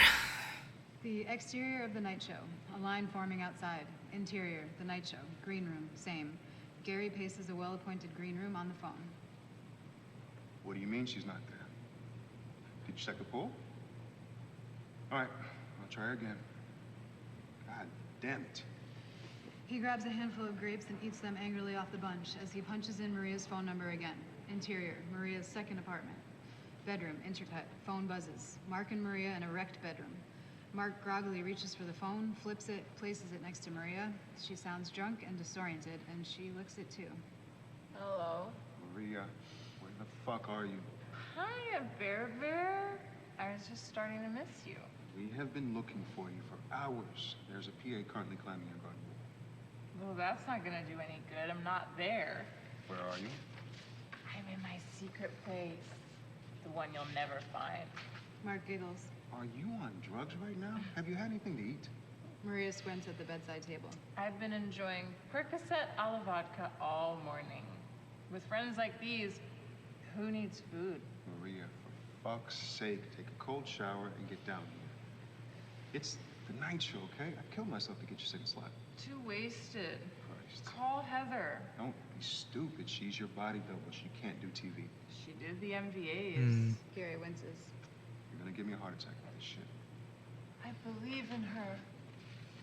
She hangs up the phone and rolls off the bed. End intercut. God damn it. Gary tosses the grapes back on the plate and makes the call. Hey, Heather, sweetheart. Can we take a break? Sure. Simon, you want to get us another round of coffees? Back in town? Okay. Bodyguard. Agent. Who owns your movies when you die? Studios? Except for this one, we are fully funding this one ourselves. Huh. Okay, we are past the midpoint, and the movie has flipped on its head. We start to tear open Maria's world, reveal that it is more hollow than she thought. Amy? Exterior LAX airport, tarmac, later. A plane lands and taxis across the tarmac. Exterior LAX airport, private airfield, moments later.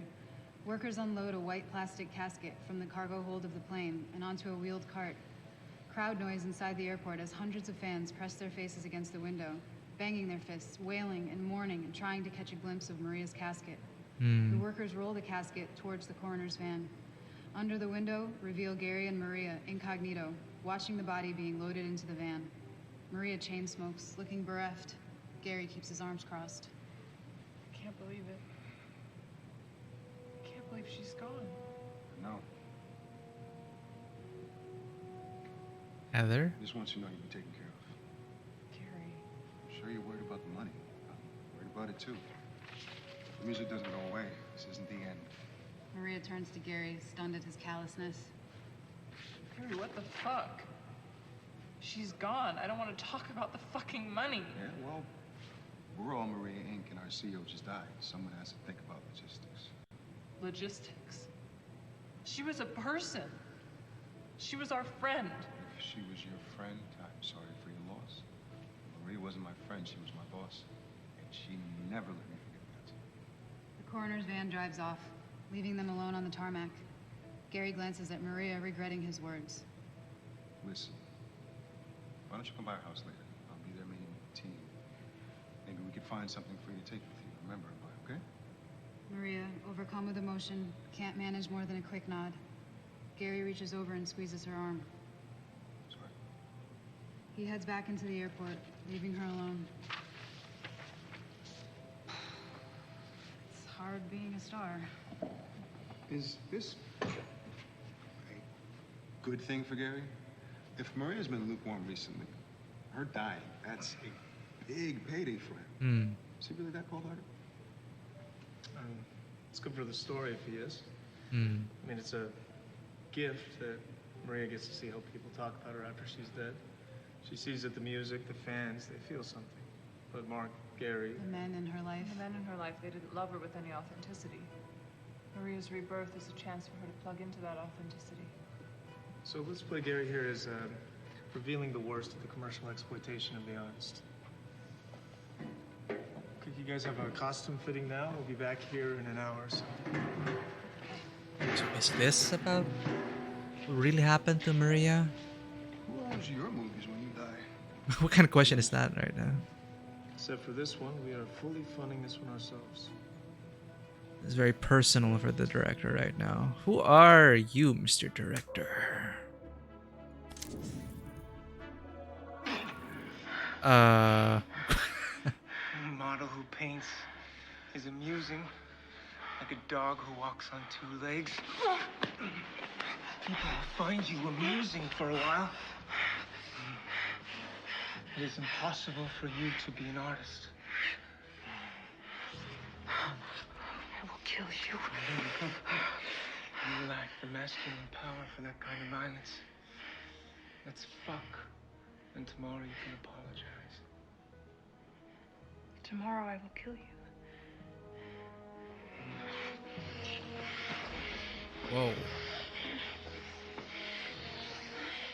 And cut! Fuck Douglas Simon! Fuck Douglas Simons. Fuck Douglas Simons. Douglas Simons. Hey Paula, how's it going? I was wondering about that. I think so, as long as there's like, I don't know what, no actual nudity. Well, we'll see. If we get shut down for it, too bad. But thank you for your review, Paolo. I did not know about this game. Actually, I never played Like, I've been wanting to try out Telling Lies and Her Story, but I never got a chance to play those. So this is my first Sam Barlow game. And so far, I'm pretty immersed in it. I even turned off all the lights to simulate like we're in an editing bay right now. I'm not sure about the guidelines though. We'll see. There's no... Well, the game already... The content warnings showed actual nudity and stuff, so I don't know. When we see that stuff come up... Well, no. I mean, we already got ass over here, but... Anyway, I'm just trying to unlock all the footage right now. Still trying to piece everything together. I'm not sure where this is going yet, but of course, there's something going on in these rehearsals and the film they made in the 90s alluding to Maria's actual fate. I don't know yet. But I was trying to look into the director. So this is the director. This is Durek, I guess. Durek, the director who was a cinematographer in the 70s with that Spanish film. Acid Nips. Okay. Well,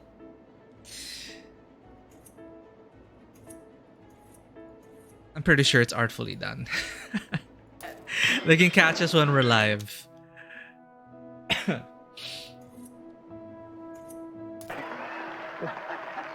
Well, I'm excited to see this movie. Him, right? Oh, you have to tell me what you think. So trying to wrap my head around everything right now. 1972, and then 20-year gap. 27 years later, they're making this film. Let's see more from him. Must feel like a new start for you. It was good. Action. Elevator ding. But I really do like just immersing myself in this. Role-playing as a film editor. This will let you use the elevator and access your suite. Does Frank need one too? We have separate quarters for your staff. You'll have this entire floor to yourself. It's private and very quiet. The card will also give you access to the rooftop pool, which you should enjoy anytime you like. Great. Is this real? It is.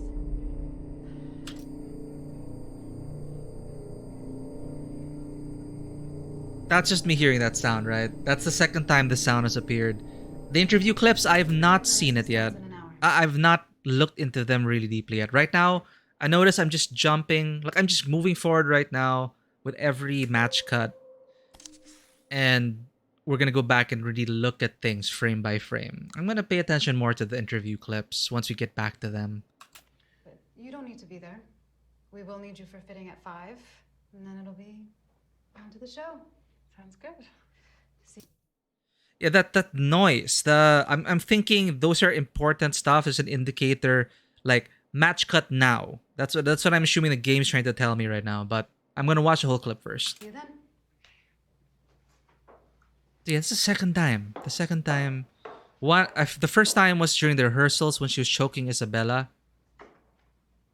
And is this real? Is this real? Holding up the apple. I wonder if this whole thing might actually be real. This might be the true story of Maria. Holy shit.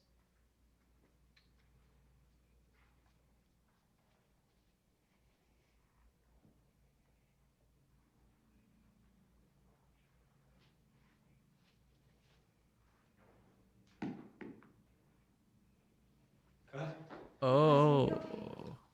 Oh. Holy shit. Okay, that's not part of the... Ooh. Yikes. Okay. Sorry, this guy. Yeah, I was saying like the AC, you'll always see him in every face. And if I was thinking, you want to see every slate? Go for this guy. So this is Guest Suite. This is the 90s film, 1937. Wait, just for context, the nosebleed, when did that happen? Arranging it by date recorded. So this is already in the middle, right in the middle of filming. Like even before these shots. She gets even more unhinged over here. This is just one take. This shot was just one take. Cut. Got it in one. Got it in one. So that's like for a lot of people, it's like, wow, really? Direct? Like, you were happy with that one take, nothing for safety? So it's either the director just wants to get it over with, or he truly believes that that was it, we got it in one take. I'd still do a safety shot after that, but who knows? Something's going on here. Let's go back to that strange... Oh, wait a minute. He sets it... Wait. All right. Scene 37 Alpha, take 3. Wait. Fucking Apple. Ha! It's wrong. Arrangement is wrong. Script supervisor, do your job. Apple was good. Just for being a stickler for details, how different was it? What did he change? I barely notice it, but director will be director. Okay. Action. Elevator D. Again, the importance of script supervisors. They're the ones supposed to be paying attention to that.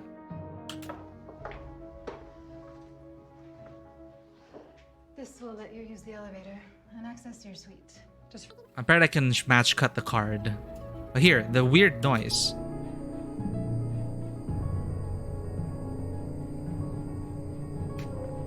Let's go for the forbidden fruit.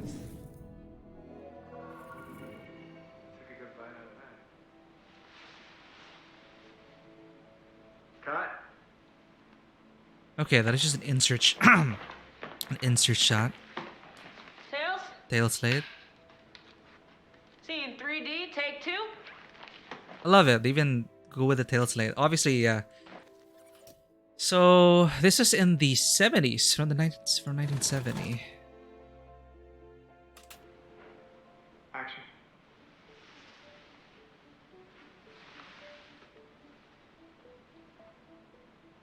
Took a good bite out of that. So this is about an investigator. Cut.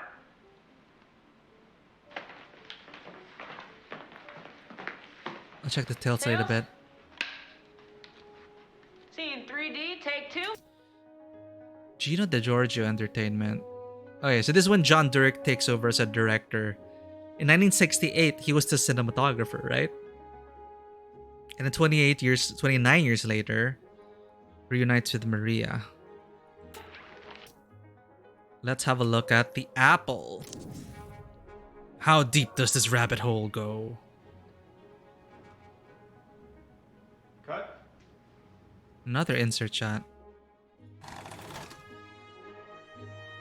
From the 90s. Scene 74 Echo, take 2.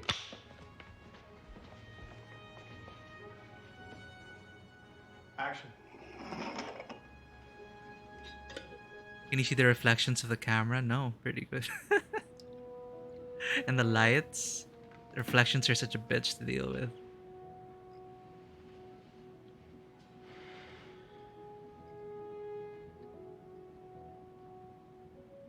Cut.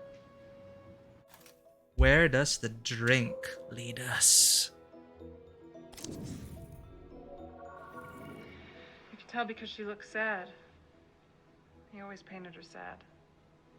She was Minsky's muse before I met him. She's crazy. But she's in Moscow. Minsky sent her back home. She writes him every week. He used to make me read the letters to him. Thought I could learn from Olga's example. Minsky. Even after he abandoned her, she was devoted. But her recent letters were more angry. She talks about killing herself. Are there others? No, he made me burn them after I read them. But she's in Moscow. Oh, those earrings. The face. I saw her at the gallery. You sure? Her? Yeah, that's her. Again with replacing.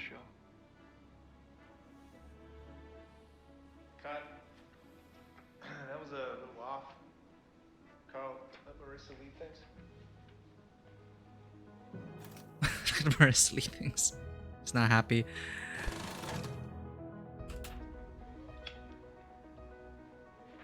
This is a 1970 film, right? Yep. Scene 21A, take one. I'm gonna match cut the letters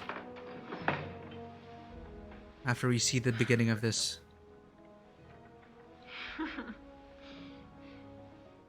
Action. Is it against the rules to make love to a suspect? Is that noise again? I'm gonna match cut him. Is that making love? Suspect. We're in a studio. Everything that happens here is art.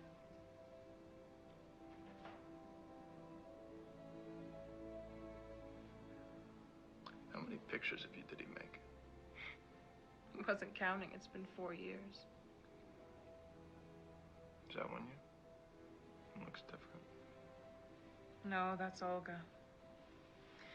You can tell because she looks sad. He always painted her sad. She It's was really Minsky's muse before I met compared him. to scene. She's crazy. Let's go back.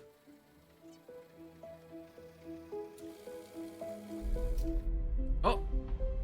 Does that make Hold up.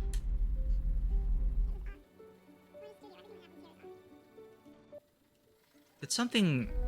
A frame?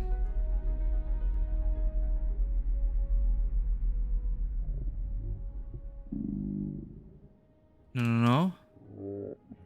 Go back. What the fuck? I got goosebumps. What?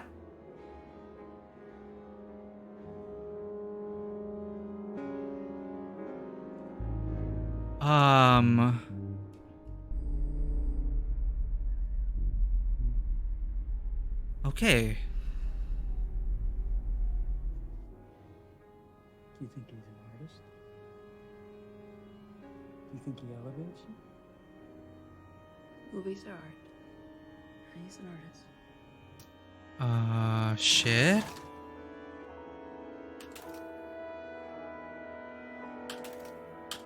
Why can't I continue this? I can't play it.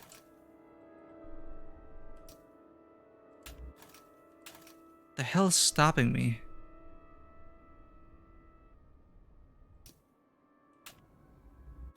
Huh? There we go. Sorry, it was reversing. I thought the footage like fighting back against me. No. Forward. Serious, you're not. I was freaking out.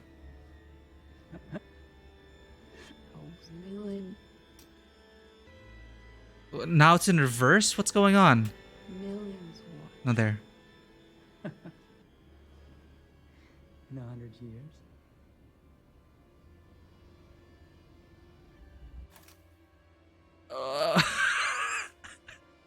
What?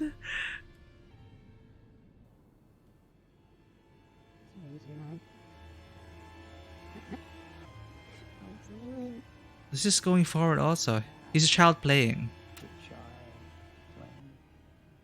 Millions what? In 100 years.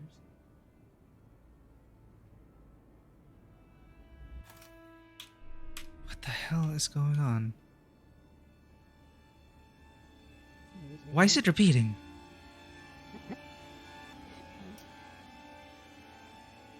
Hey, how's it going, Izzy? We're just getting into this right now. We just found something in a frame.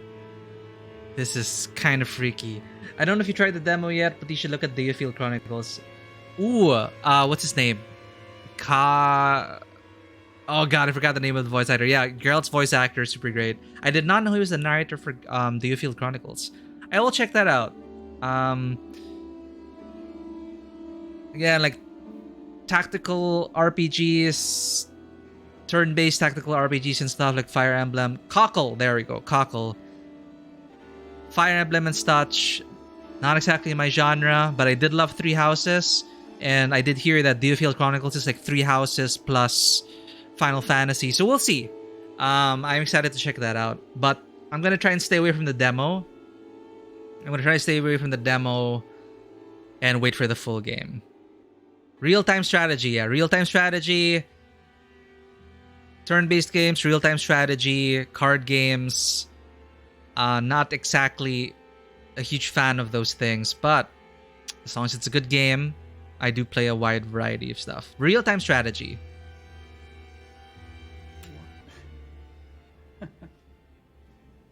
This is so weird. It keeps repeating, and I can't get out of it. Jesus. It's like a ghost in the footage. It was art. What the We're in a fudge? studio. Everything that happens here is art. Now I need to go back and nudge. I'm gonna go back to that apple. There we see it.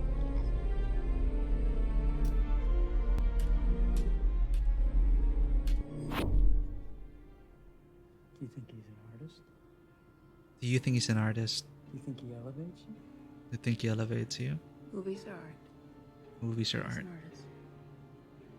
He's a child playing. Millions watch. Hmm. In 100 years.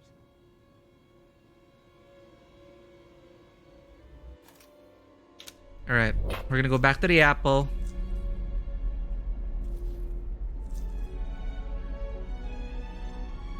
Where was that apple? From this shot.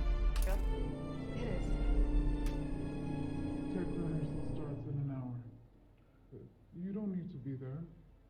We will need you. Fudge.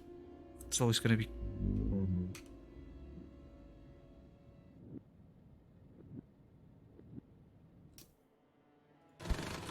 Oh, Jesus.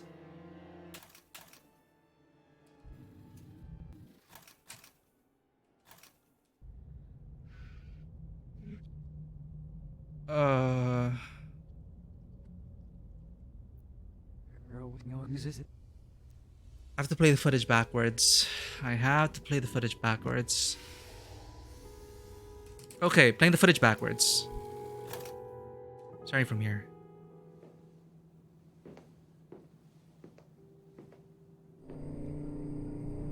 An apple a day keeps the doctor away.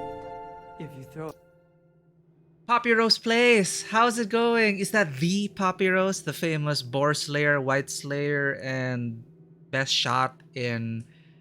Where are we right now? Eregion.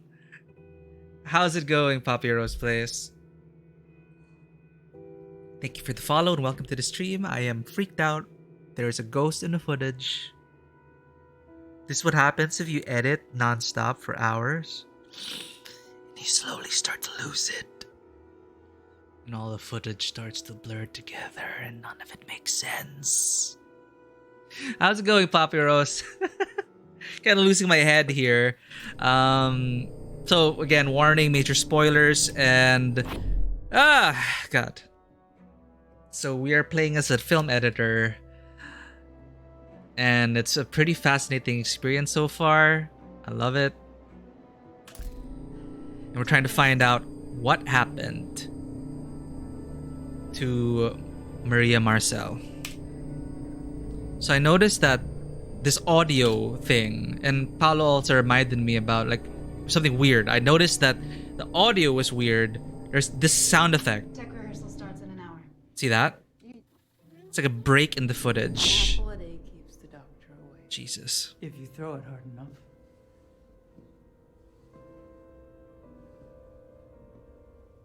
Can I match cut these people? I can. The apple and snake were my idea.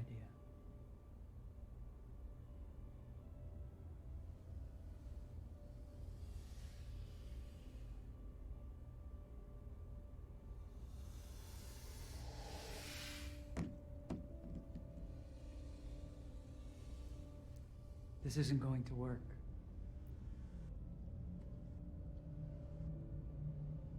Is this Maria? Wait. The fuck? More of you. Yeah, that is Maria.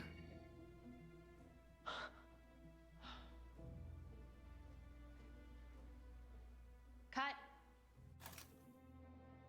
Wow. So you can see the gameplay is that you get to, they call it is it? No, not correspondence. Or correspondence is a mage. Okay, I forgot the term, the gameplay term they used, but you're basically match cutting from object to object that you see in the scene.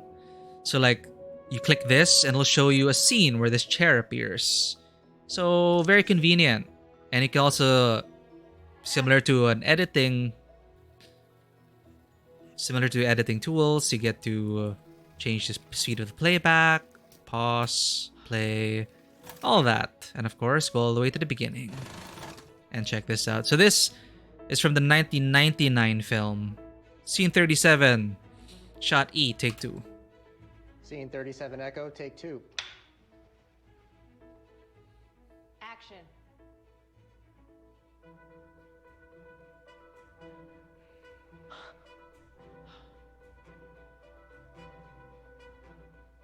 Cut. That's it.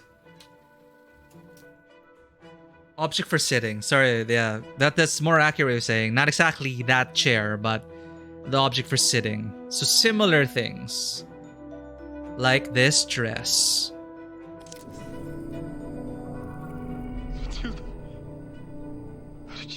Again with that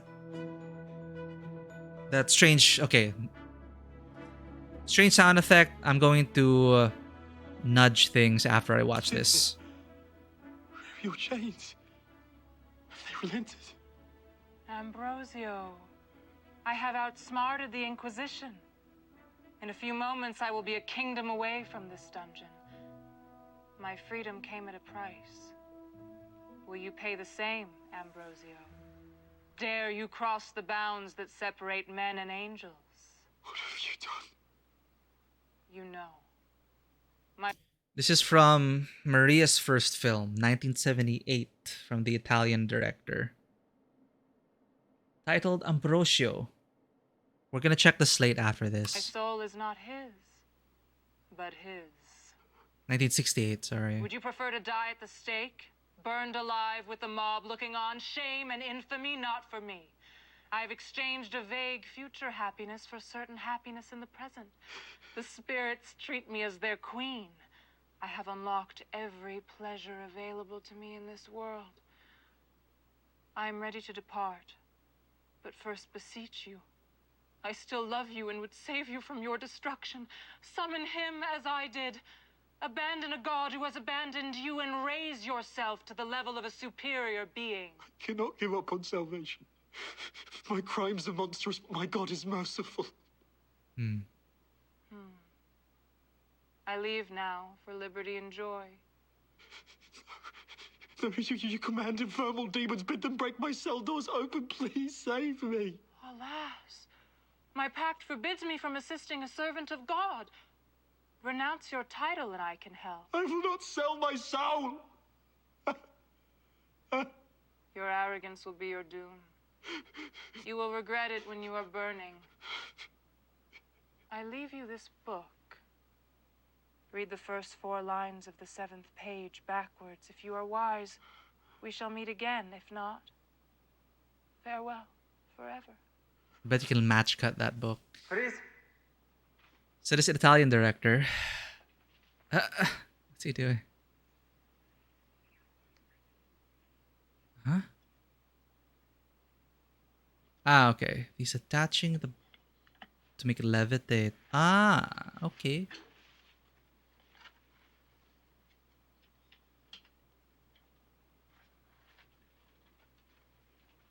Awesome. Cute. Drop. So it's like, pooh, she's gone.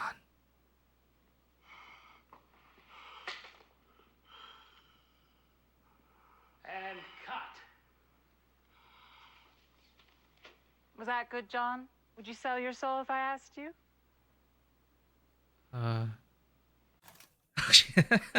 All right, let's see more context about Ambrosio, director, Mr. Fisher, John Durick. So he was a cinematographer for this, and then for the next two films in this restoration project, he becomes a cinematographer. So this is from 1968, the film Ambrosio. 59 Apple, take 2. And action. You can really feel it's like this is a European film. Simplify to overly simplify things. God isn't listening.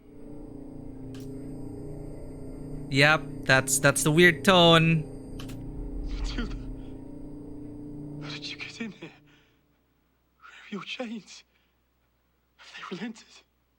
Ambrosio. Yeah. I have... All right. Don't get freaked out now. We're gonna find out the ghost in the footage.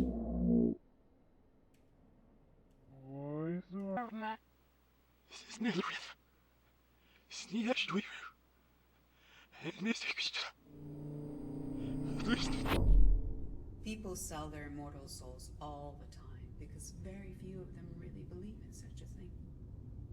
Everyone knows they're going to die.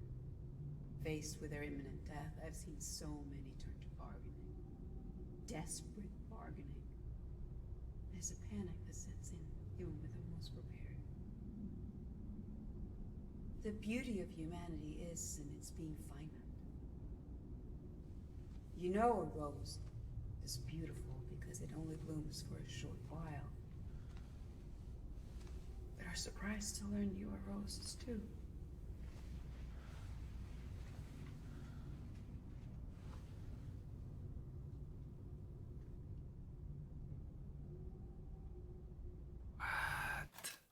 What's going on?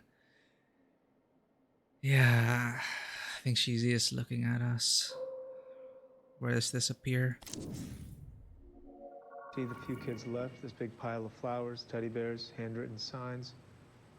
In we come. It's from the 90s rehearsals. You see, it's Maria. She stands. Where does she kneel?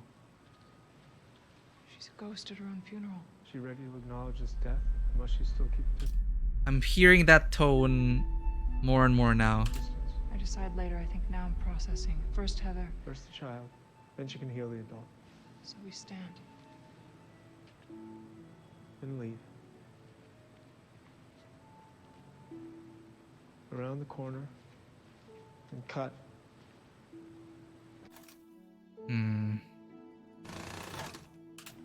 Scene 61, rehearsal. So we pull out. See the memorial. See the few kids left, this big pile of flowers, teddy bears, handwritten signs. In we come. You All right. see, it's Maria. She stands. Where does she kneel? She's a ghost at her own funeral. Is she ready to acknowledge his death? Must she... And you reverse it from here when you hear the tone. Playing it in reverse.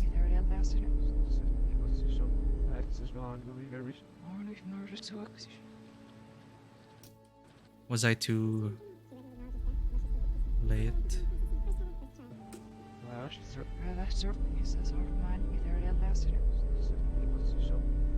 No, I have to nudge the footage.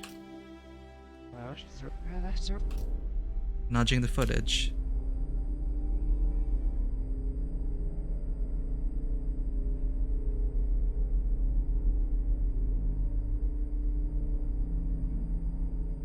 The relevance of that line, though, is she ready to acknowledge this death? I think that's it. She ready to acknowledge his death? Or must she still keep distance? Or must she still keep distance? Now I'm processing. First Heather. First the child, then she can heal the adult. So we stand.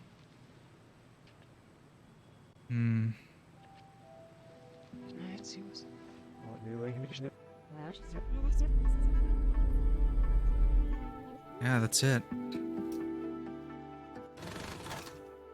Let's check this out. Portrait. What did I just say? This was their audition tape. Hmm. Gonna keep an eye out, keep an ear out for more of those weird stuff. I think there was one at the interview also.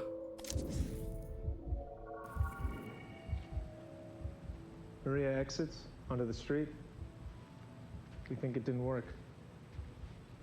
All right, let's go back. Oops.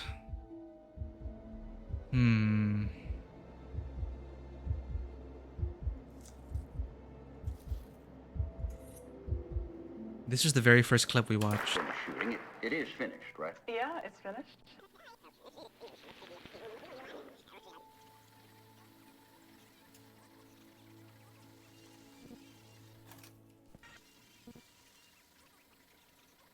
Anything weird?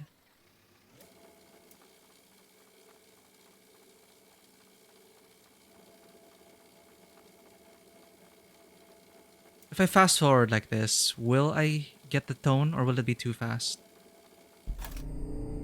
Oh, there it is. I'm scared.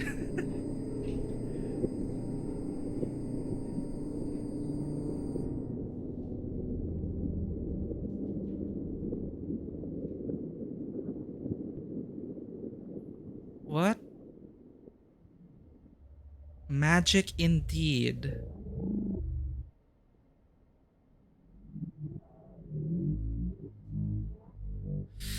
Okay, forward? No. What if I just play it? So, you've been around for a while, and you look good for it. Well, I changed with the times. I imagine so. But, can you be Just killed? traveling through time. Drowning doesn't do it. Crucifixion hurts, but little else. They knock you out for a while, but it takes much more than that. Burning works. I will take note of that. Skip drowning, skip crucifixion, go straight to the flame. Have anyone burned at the stake? I have not. It's terrible.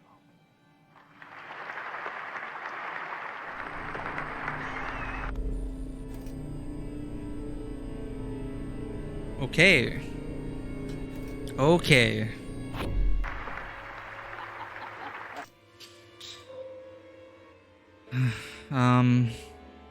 More Maria. We haven't really checked out all of Maria's stuff.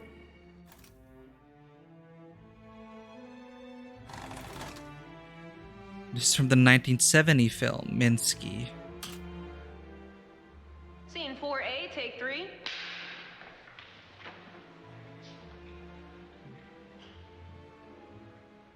Action on background. Wander, but let the tide pull you into frame. Action.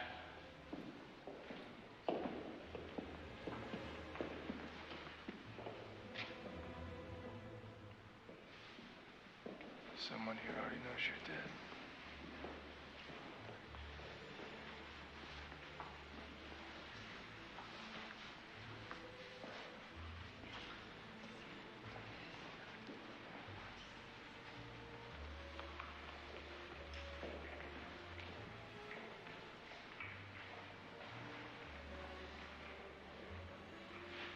Ooh, nice earrings. Maybe the snake has... Ah, the snake.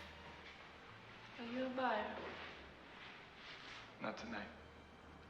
I'm a cop.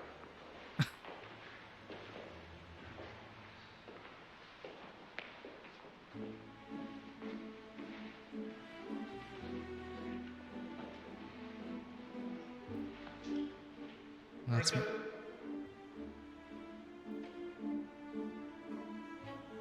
Not Maria, Marissa. Marissa Marcel.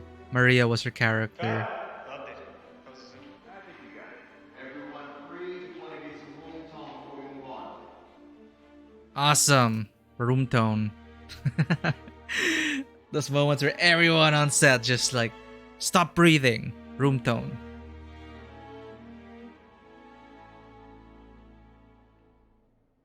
What is room tone? Room tone is the recorded ambient noise on set. So room tone is there to fill in the spaces in between your shots. So it helps keep things cohesive audio-wise.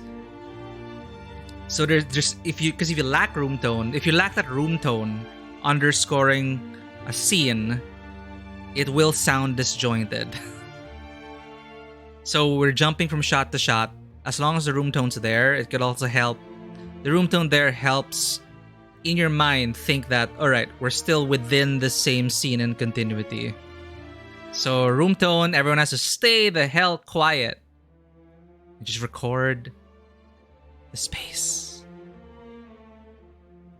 You hold your breath for like a minute and then, alright, room tone done, move on. So that is Marissa Marcel. I'm getting confused now.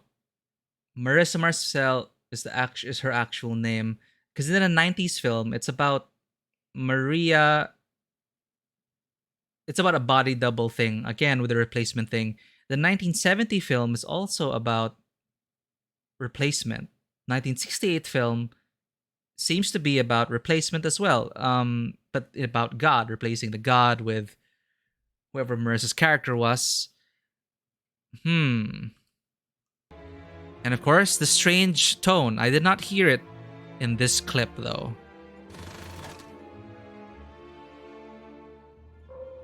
Let's check this out. Or let's see more from this AC.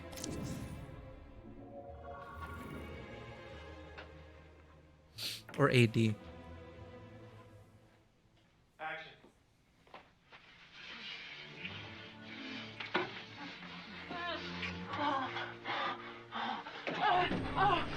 There's the weird tone.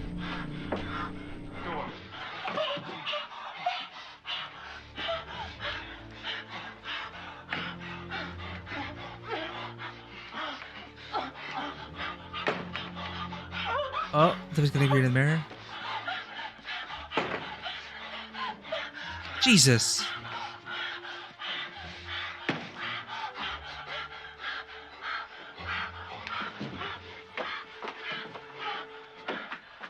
Ready, leave.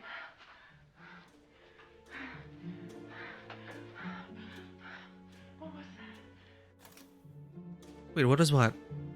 Was that not part of the shot? What? Okay, wait. The weird tone. Scene 24A, take 1.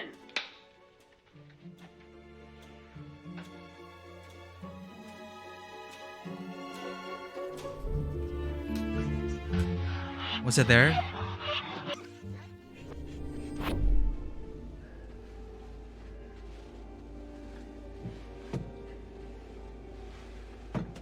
Actually, I should match cut this person. I'm not sure who this person is yet.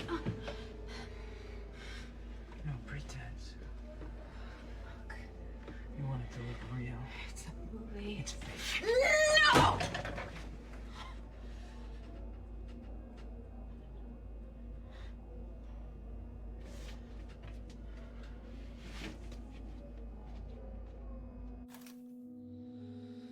Okay. Who are you?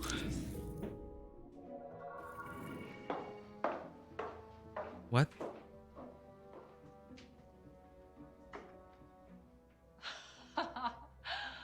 Holy shit. He doesn't have a... What?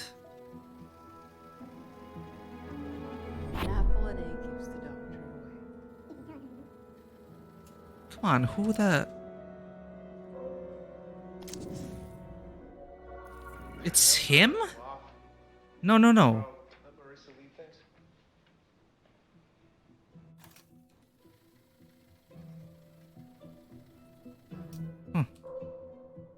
Olga. Rehearsal, scene 31, Olga's apartment. Team Olga's of 2 apartment. detectives and Ruby are searching the place. Ruby points Goodman to a collection of photos on the wall. Art appreciation time. Collage of nude male body parts with Minsky's face on it, where the genitals should be a splash of red. Does this work as confession? It's art. Also, Holy shit. Find a basket. still looking. Wow. I thought I told you to keep her out of Don't this. worry about it. I'm gonna call it a night. I'll see you at the station tomorrow. You got this, right?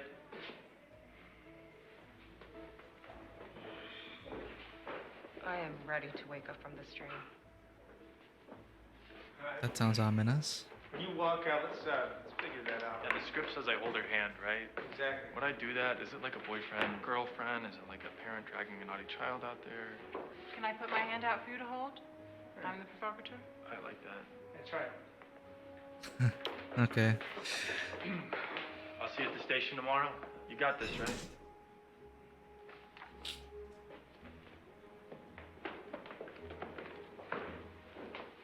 I am ready to wake up from this dream. I like it. Right, we want to amp up the coziness as much as we can. We're about to hit him with a Goodman apartment sequence. Right? Goodman apartment sequence. Okay. I have a bad feeling about this, but I'm going to match cut the crucifix.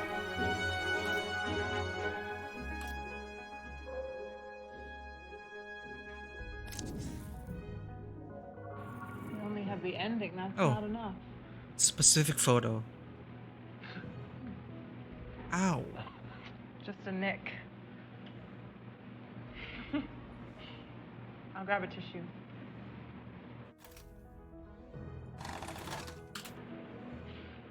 Samson has been robbed of his strength.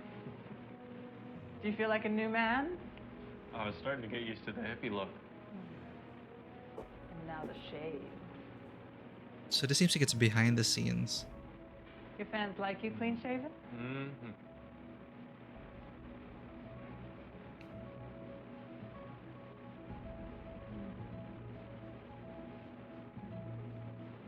Can I have a go? Oh, they gave it to Marissa. Mustn't cut his throat. We only have the ending, that's not enough.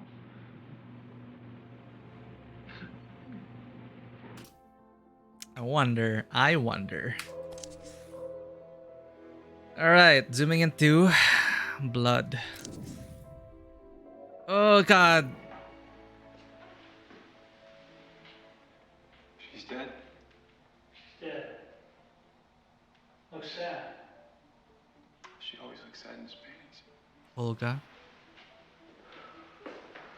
Christ. What a mess. Get to skip trial at least.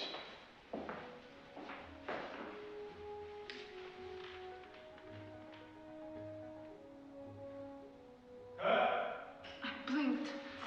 Sorry, Oh, I didn't notice. Her blink.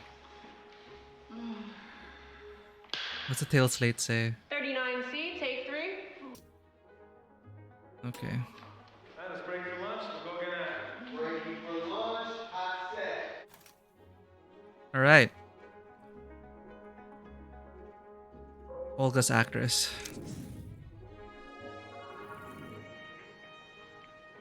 Are you a buyer? So she was the... So that is Olga.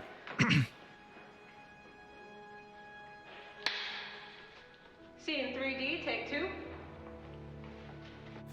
I bet we can match cut that painting. And this snake. Action.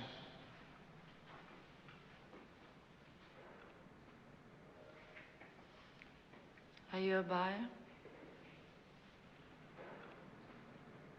Right. I want to see more from Olga's actress. You saw that? Yeah, What's your real name? that is my real name. Behind the scenes. Carl Greenwood Jr. My father was Carl Greenwood Sr. Sounds like a movie name. Didn't until I became a movie star. Before you said there can be too much freedom. What kind of freedom? Sexual freedom, political freedom, financial freedom. I feel like society needs some limits, rules. I don't mean to be provocative, dear, but I wonder if it's seeing other people have freedom that worries you. Audio. How many women have you bedded, Carl Greenwood? somewhere between 150 and 200 women. So you appreciate the freedom to fuck 200 women, but would you be happy for those women to go and fuck 200 people? You're fine if I fucked every person in this room? Well, have you? You only live once. Natasha.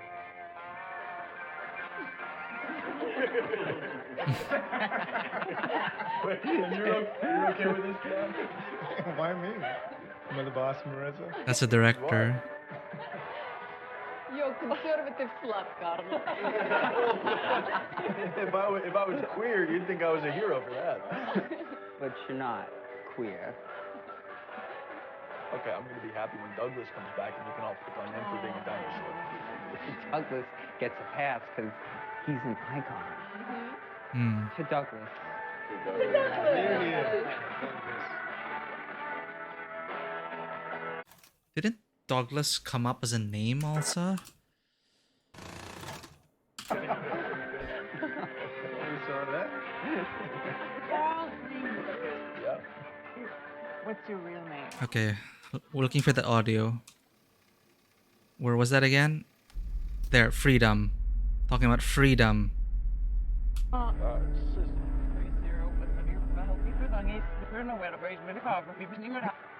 So that doesn't necessarily lead to a secret clip, but... I don't mean to be provocative, dear, but I wonder if it's seeing other people have freedom that worries you. Is this, How many women have you bedded?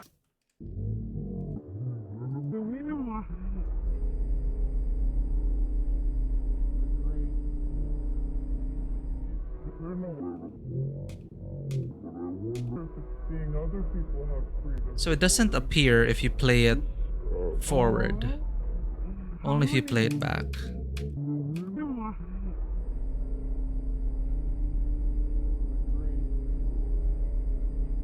So I guess we're gonna piece together all of those things to get the greater mystery of things. Alright, Carl Greenwood. So this guy likes tits, huh? I read in the paper he was fucking his model. She's not even half his age. Genius doesn't age. Yeah, I bet she did it. It's always the girlfriend. Forensics. Sorry, detective. I bawled them out, but nobody listened. It was like a party when I got here. I even got a hold of someone who wasn't with the department. Well, the department made a pretty good mess all by itself. I spoke to the neighbor. The one who discovered the body.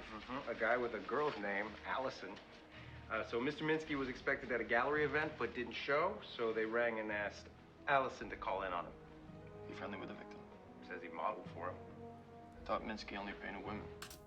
Hi there, Vanua. Welcome in. Playing a different game today. Or on Sunday. I missed yesterday. Apologies for that. So I'm gonna have a marathon of this. I'm gonna try. We're gonna see if we can finish this game. This game is called Immortality. It's an interactive movie, and it's simulating the experience of being a film editor trying to restore 3 unreleased films to solve the mystery. What happened to Marissa Marcel? She should have been a star, but then she disappeared. Why?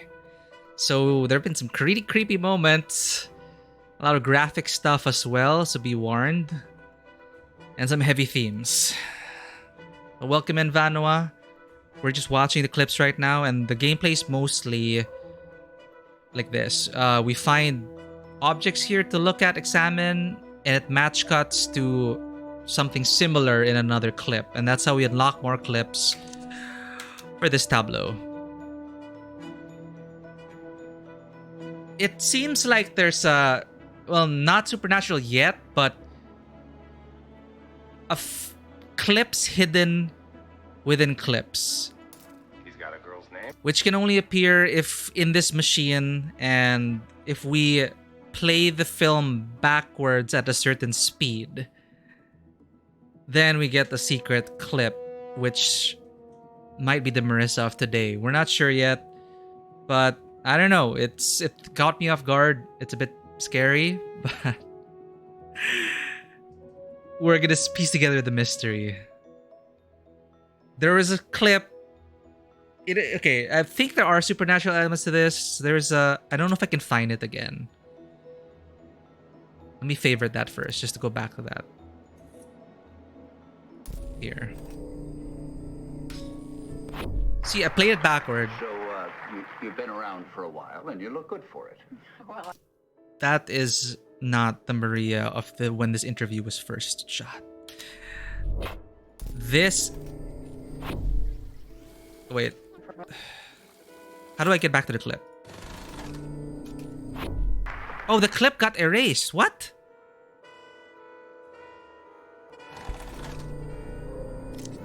I can't record. Oh.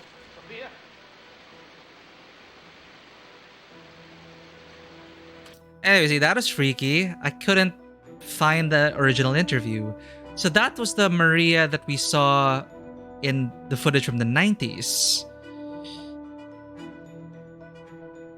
And she was talking about literally being immortal. The name of the game is Immortality. And she was saying, you know, she tried drowning, crucifixion.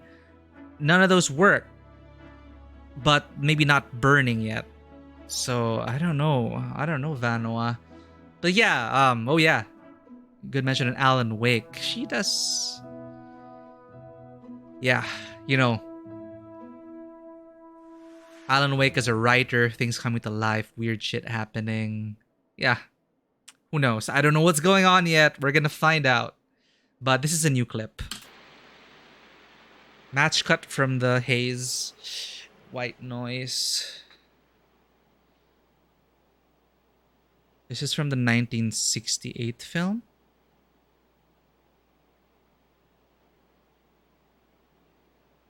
Right, there's nudity in this game. I would twist us and ban us. Bird.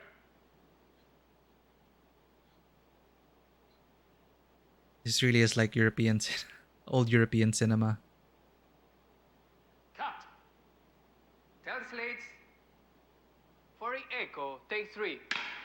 So this is an Italian production. So there are no weird stuff going on there. We've been noticing this strange tone that plays, which hides I'm just calling it the ghost in the footage right now. So there are 3 films that Marissa Marcel acted in. One in 1968, then 1970, and then she went on a hiatus and came back in 1999, and then she vanished. We're trying to find out what happened to her.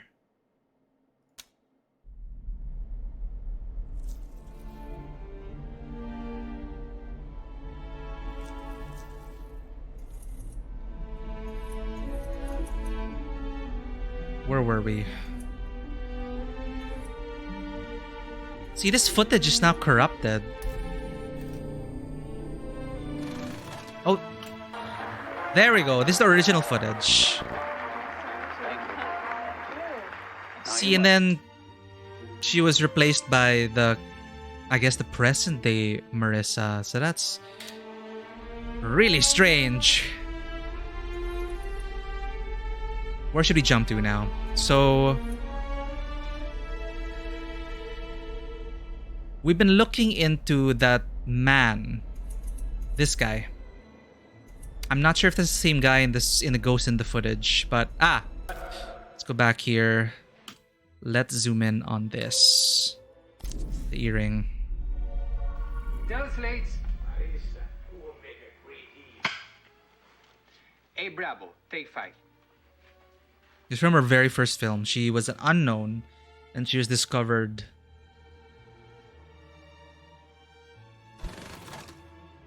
And I heard the director say, "You would make a great Eve."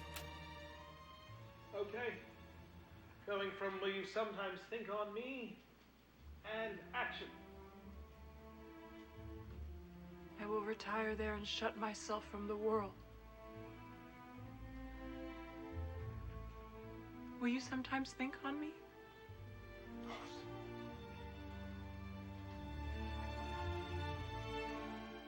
Before I go, I would like some token of our friendship. Shall I give you? Something. Anything. Perhaps one of those flowers. I shall keep it by my bosom. When I die, the nuns will find it withered upon my heart.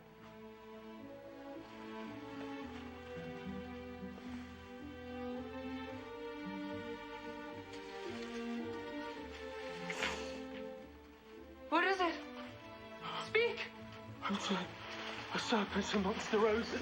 Help! Help! Father Ambrosio has fallen! Where'd that damn snake go? Where did the damn snake go? There it is. That isn't poisonous, is it? Oh, there's a tone. Those lates.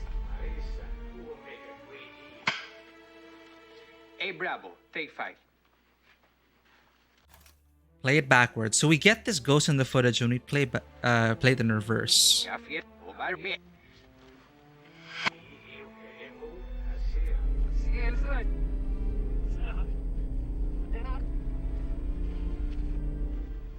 Sometimes it's just like that, but sometimes it actually leads to a whole clip.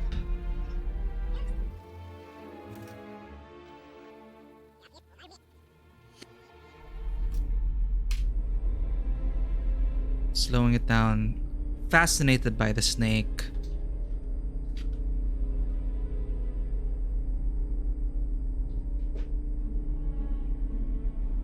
What does it all mean?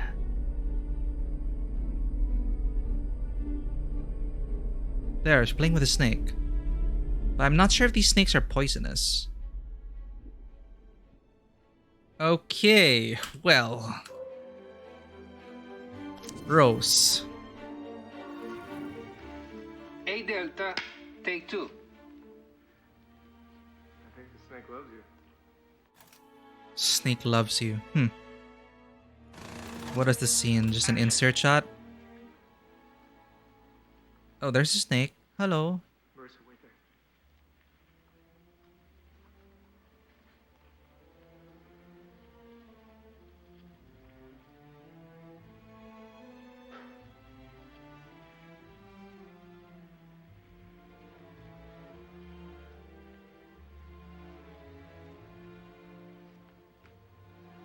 Okay. Those lates. Good job. Good job, Snake. Hey, Delta, take 2. I want to see more from this film. Or do I keep going down the snake rabbit hole? The snake has been a motif that we've been seeing across time and space. So... hello, Snakey. We'll see more of you.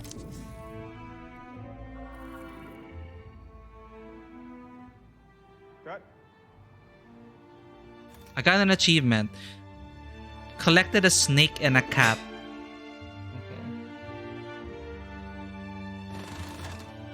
So this is from the 90s film. She chokes Isabella to death. Marissa acting as Maria. Maria, a body double for... Ooh, my cat freaked me out. 2 of everything. Foxtrot, take 2. Action.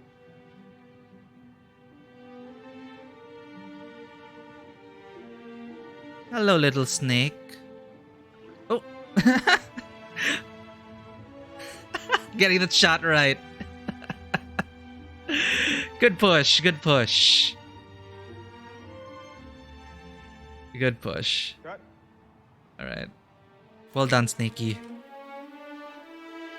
Let's see more. Reveal more of your secrets. Oh, we're back. Those lates. That's all we're getting from the snake. Okay. Let's jump back to Marissa herself. I was there. But perhaps I wish that God had not led me there that day. And content warning, they're going to blaspheme the church if that bothers you. Would have avoided some suffering. Suffering? At your age, Rosario. Yes. My heart yearns to tell, but I fear to lose you. What could be so terrible to sever my love for you? There's the bell for Vespers. There's a weird tone as well, so we're gonna be sure to rewind the footage. Yeah, they've been using different snakes. In the 1970 film, the snake was the earring of Olga. Olga in that film was the previous muse of some artist, and she ended up killing herself in the film. And yeah, of course, this is the original snake from the 1968 film, an actual live snake. And in the 90s film, we get the little lovable inflatable snake. So there's a weird tone throughout this scene. I'm going to play it back in reverse after we watch it fully. You must go. Seek me out after confession. I cannot leave your mind so vexed.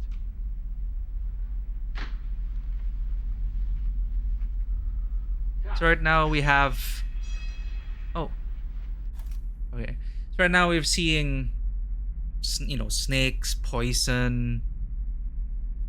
An apple a day keeps the doctor away. So, you know, symbols of that, you know, the original sin, Eve, whatnot. They say, Marissa, you'd make a great Eve. So, yeah, that's been consistent throughout all these films so far. Let's go to the beginning.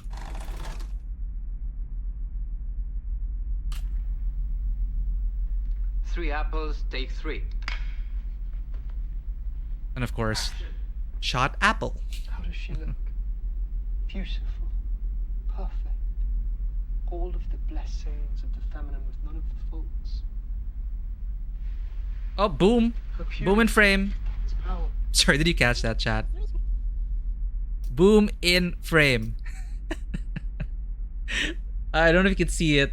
Because you can see it, the boom microphone. Boom adjust. Her purity is power. Her radiance, her faultless complexion shows her as a weapon of God. Who's there? Only Rosario. Enter, my son. So apparently she infiltrated as a monk. I brought some flowers from the garden that I thought you would like. Your attentions charm me.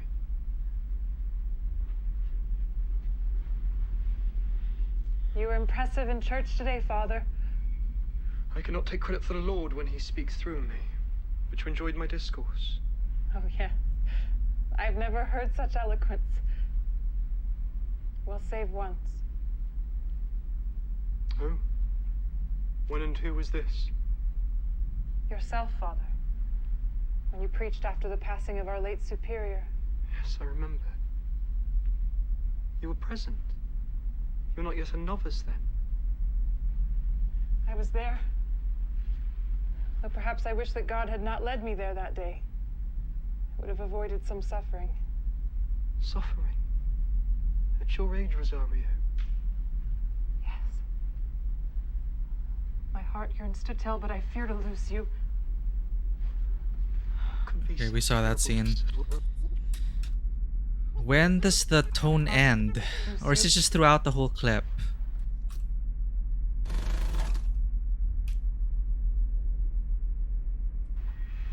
I don't see any if... It's just playing throughout the whole clip.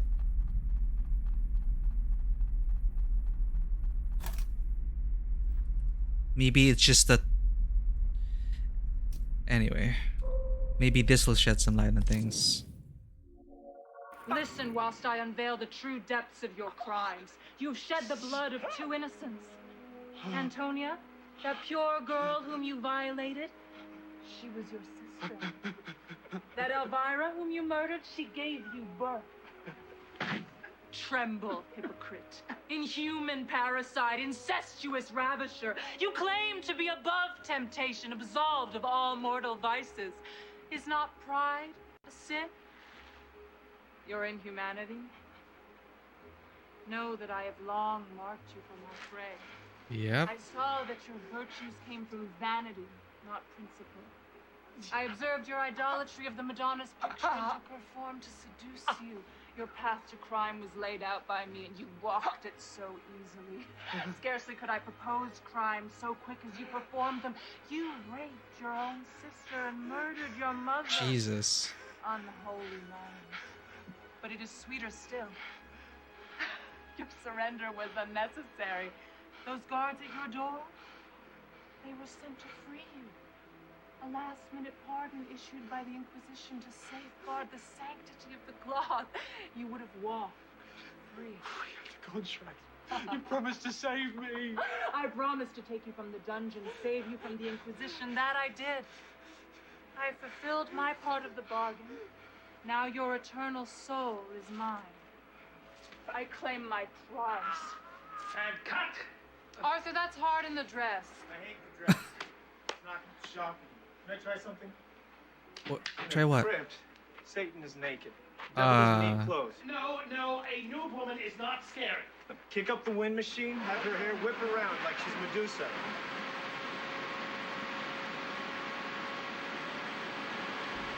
How's that? For the boss training. Can we please cut and talk this through? Happy to go straight into a tank. Fuck you, monk. Oh, she's game for it. Who was that? Was that John Durick, the director? No, at this point he's just a cinematographer. That definitely wasn't the Italian, or was it the Italian director? Let's zoom in on him. I didn't notice any strange tones in this, but let's see the beginning of this clip. 62 apple, take one. It just so happens that the shot is always Apple. Shot for a second. Okay. Action on Oh, Ambrosio. there's a tone. Let's just watch the rest of it first.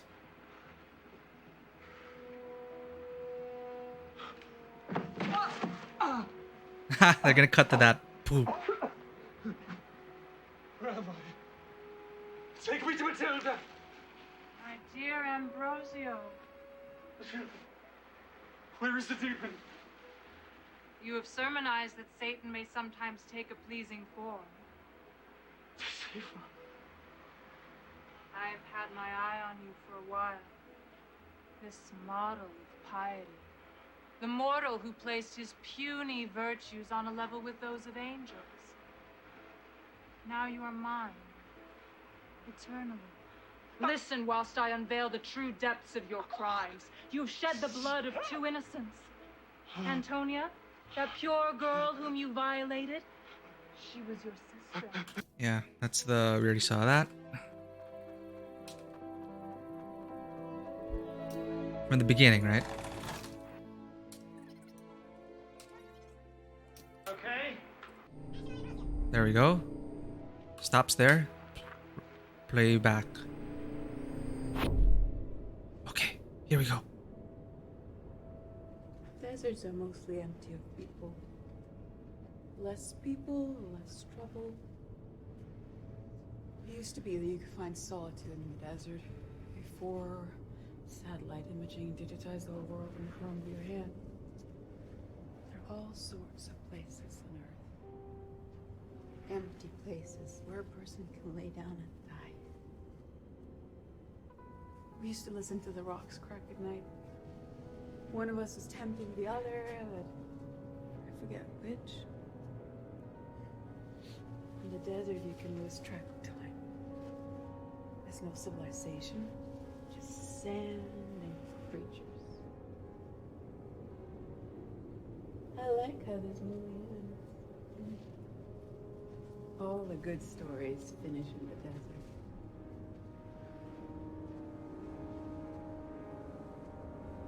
Okay. Yes, Marissa? You want to tell us something?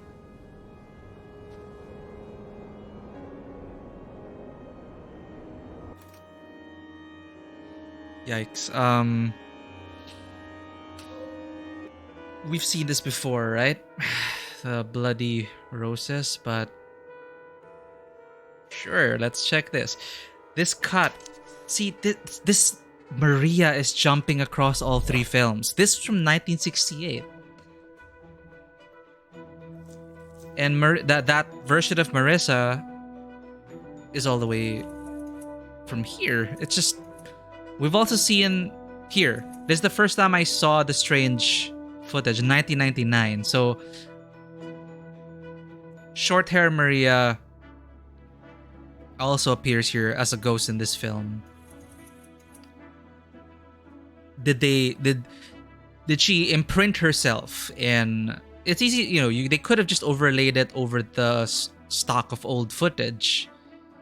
That's totally possible, especially with how we saw this turn out.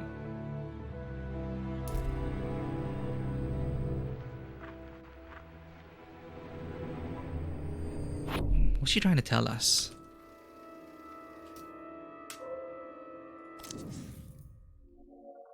Club 88, but what's an 88? Do we need it? How did I see it in the reads? We can just pick this up in the close-up, right, John? Yes, Marissa, cut. Huh. So this is the 1970 film. Scene 22B, take one.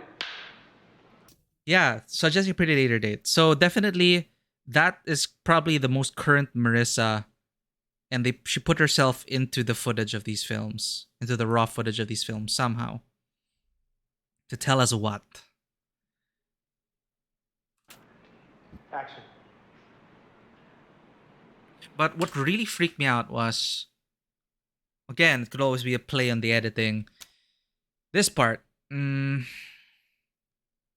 that Marissa actually interacted with the actual footage. See, so this is 1968 Marissa. If I play it in reverse. People sell their immortal souls all the time because There we go. few of them really believe in such So it's about selling your soul. So I thought, okay, she's just putting herself into footage. I'm not sure if this actually happens in the actual film, where he clamps down on the rose like that.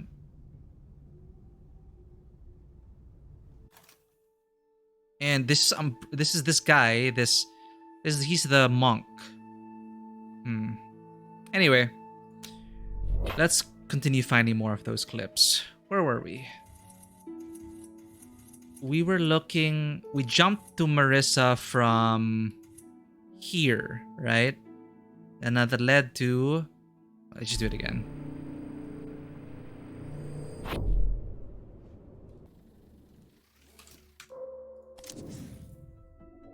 Wait, it leads to another clip. I now have no claim to Antonia. Whoops. There is a way. How? Her grief. And this dream she has spoken of adds form to a plan I have considered a while. In 3 days, she will be dead to the world. But she will live for you. What magic? This herbal mixture, a secret of the prioress, produces in its drinker the appearance of death. Administer a few drops to Antonia.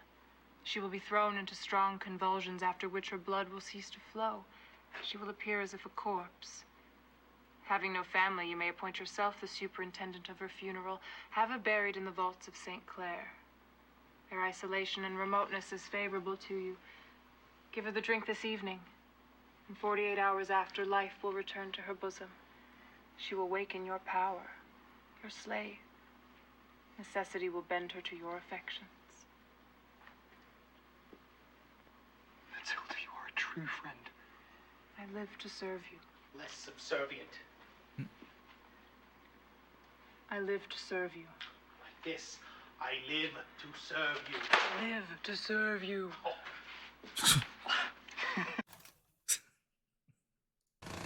Less subservient. Ambrosio, RHC in 48. Scene 48, Rehearsal. Hey, Arthur, listen to the accident on the day, okay?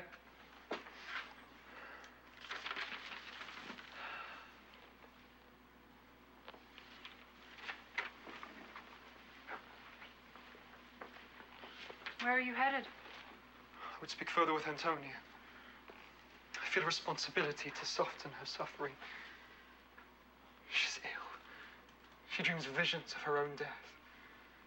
Your concern is touching.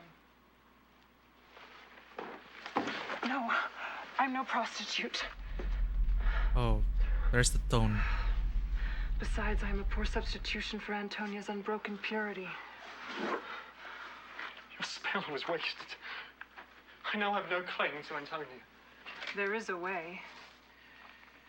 How? Her grief. And this dream she has spoken of adds form to a plan I have considered a while. In 3 days, she will be dead to the world.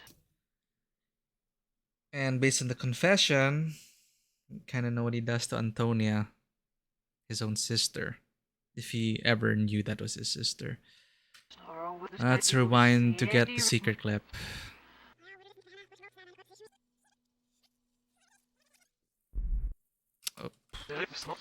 Slowly. Purity. Hater. Mention of prostitute. Besides, I'm a poor substitution for Antonio.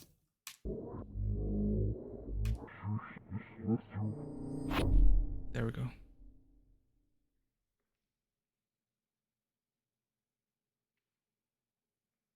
There's no... I found the 20th century overwhelming. Overwhelming. Oh, there. I ended up in London, swept there by the culture. I modeled. I hadn't thought much about movies, but when they told me Fisher wanted to see me, I watched his. It was amazing to me, because his movies are similar to how we see the world, the compression of time. I felt Fisher was an artist, and I hoped to help, but he wasn't kind when we met. He wasn't interested in teaching me. He wanted to sculpt me. Movies were like a sexual mania to him. He told me what to eat.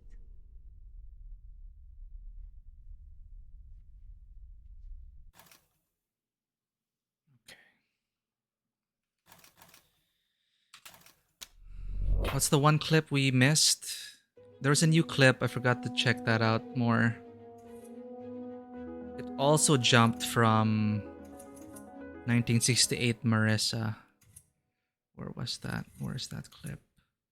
Wait, let's get rid of this favorite first. Just sort things out. What's this? Ah, these are all the images that we've compiled so far. All the match cuts. These are the ones.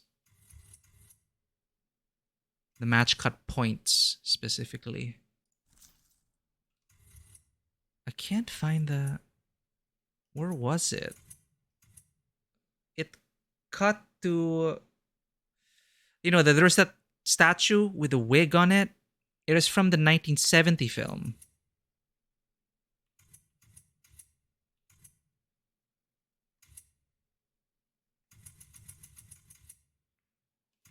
Here, this one. Shot 22B. Hey, how's it going, Corgal? Oh, damn, sorry. Yes, pre-roll ads are a thing. Wait, you can't hear me right now if there's an ad. Alright, I'll wait for you to come back, Corgal, if you're there. So I can actually turn off pre-roll ads by running regular ad breaks, which I should remember to do when I go for a bathroom break, so people coming in won't be greeted by that ad. Can't control it. So, found it. This is from Minsky, Scene 22B.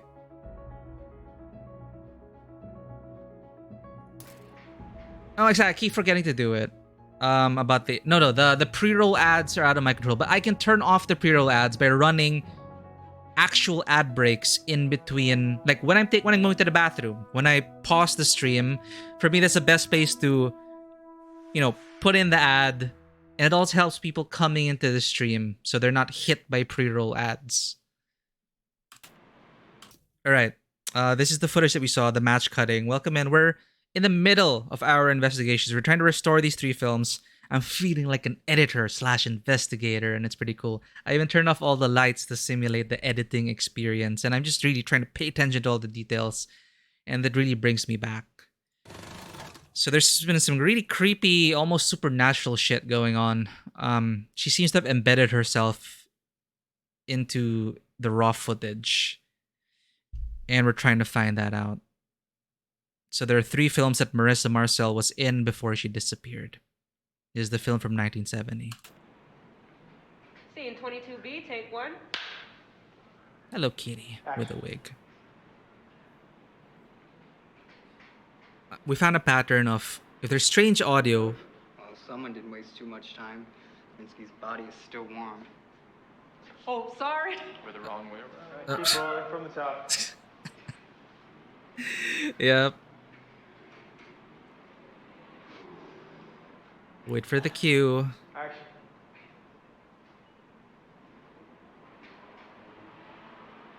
Billy? Well, someone didn't waste too much time. Minsky's body is still warm. You look different, detective. Did you lose your virginity? Detective Goodman thinks that Minsky's ex is in town. Olga Raknov? And here's me thinking this is a social call. Is he still a cop? I think so. Have you seen Olga? I saw her at the Minsky show. She was wearing some special earrings, Minsky originals. She's Minsky's type. Eastern European beauty queens with nice tits. No offense, Franny. I think I've seen her around. I've seen her in '88. She sits at the bar and eyeballs everyone coming in. 88. Oh, you're gonna like this. Ah, that line. 88. Is it me or is it the line? Club 88 for what's in 88? Do we need it? How did I see it in the reads? We can just pick this up in the close-up, right, John? Yes, Marissa, cut. I guess. Well, is that acting? Or we can find out more about this dude. No weird tones in this, so there might not be any ghosts in the footage here. I've been calling it ghosts in the footage. We could take a look at these two as well, but let's look into this guy even more. Match cut to that. Get all the scenes out.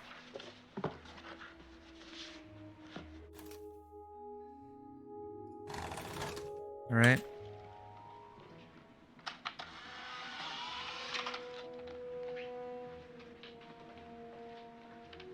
That is great. You see that? Why did she take a photo of him? Continuity. So to make sure that, okay, that was how his hair was, that's how his makeup was, that's how his collar was, every single thing. They're going to refer to that photo when they do more takes.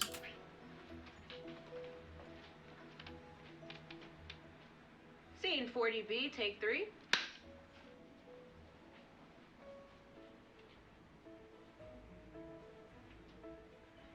Action.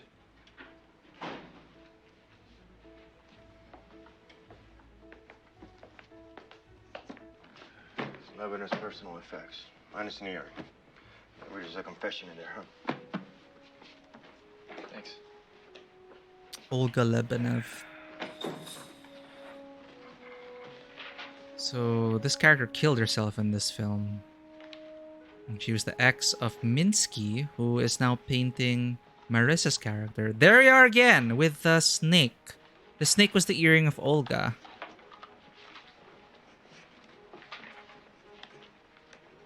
He has blood on his collar. Is that a continuity error? Okay, you pulled out a necklace. You could also match cut to that.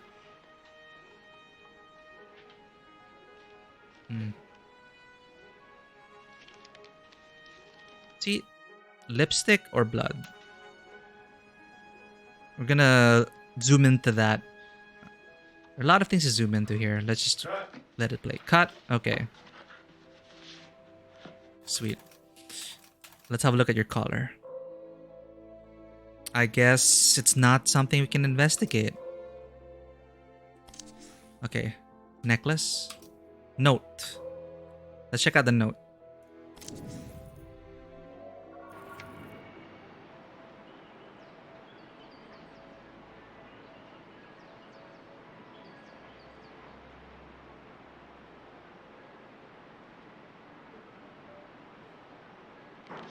Oops. Damn it. Guts.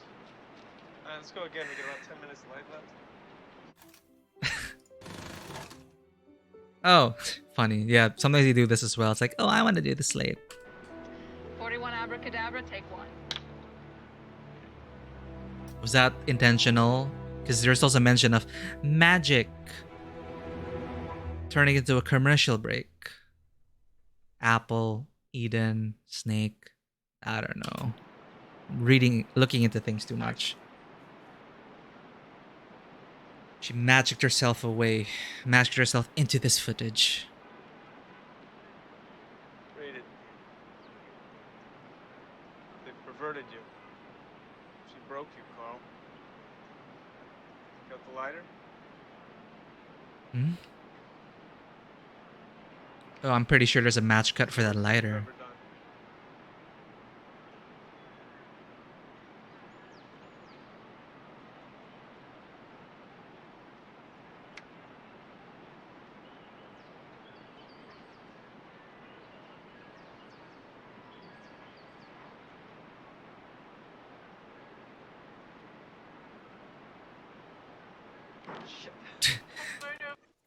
She also talked about the fire.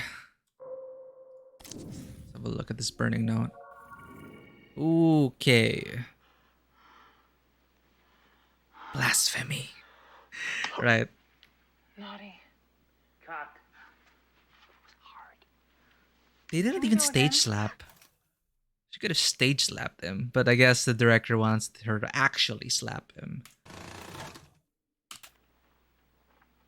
6 Bravo. Italian Take 3. director. And action. So this is from her 1968 film. Her first film. The holiest man. I think she's playing as Satan, tempting this holy By man. authorizing the novice to stay. She remains your friend and disciple. Her love is pure.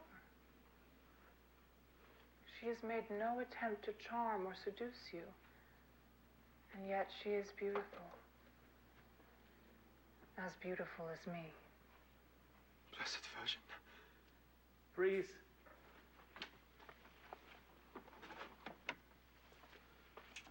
Hold still, Robert. In the final product, you'll be like, poof! And there she is.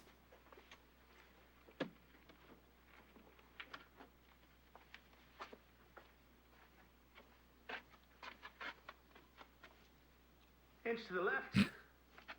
Turn to the camera slightly. Oh, there we go. There's the tone. And action. Christ be with me. Christ with me. Christ protect me. May I kiss your hand?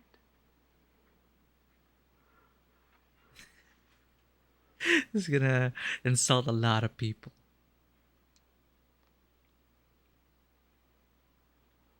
This was in the content warnings.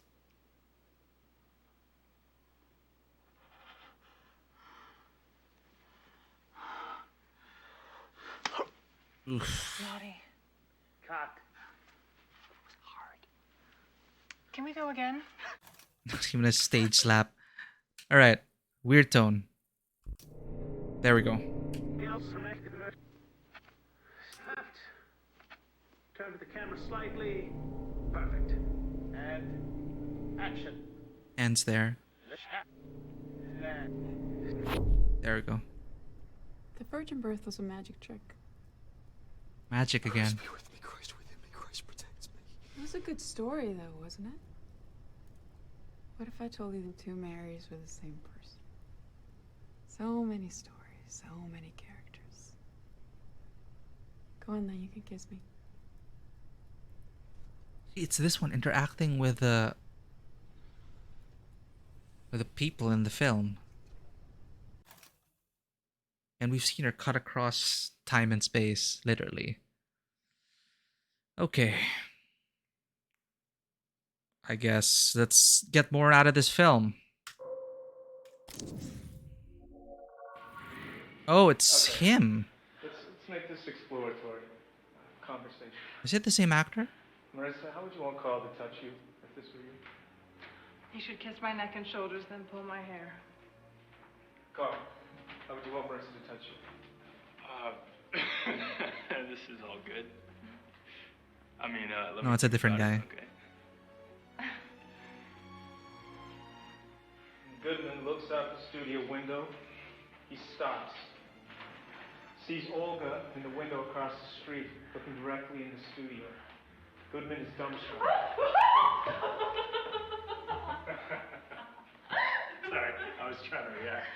And we cut. Yeah. Then eventually he shaves him. Rehearsal, state 29.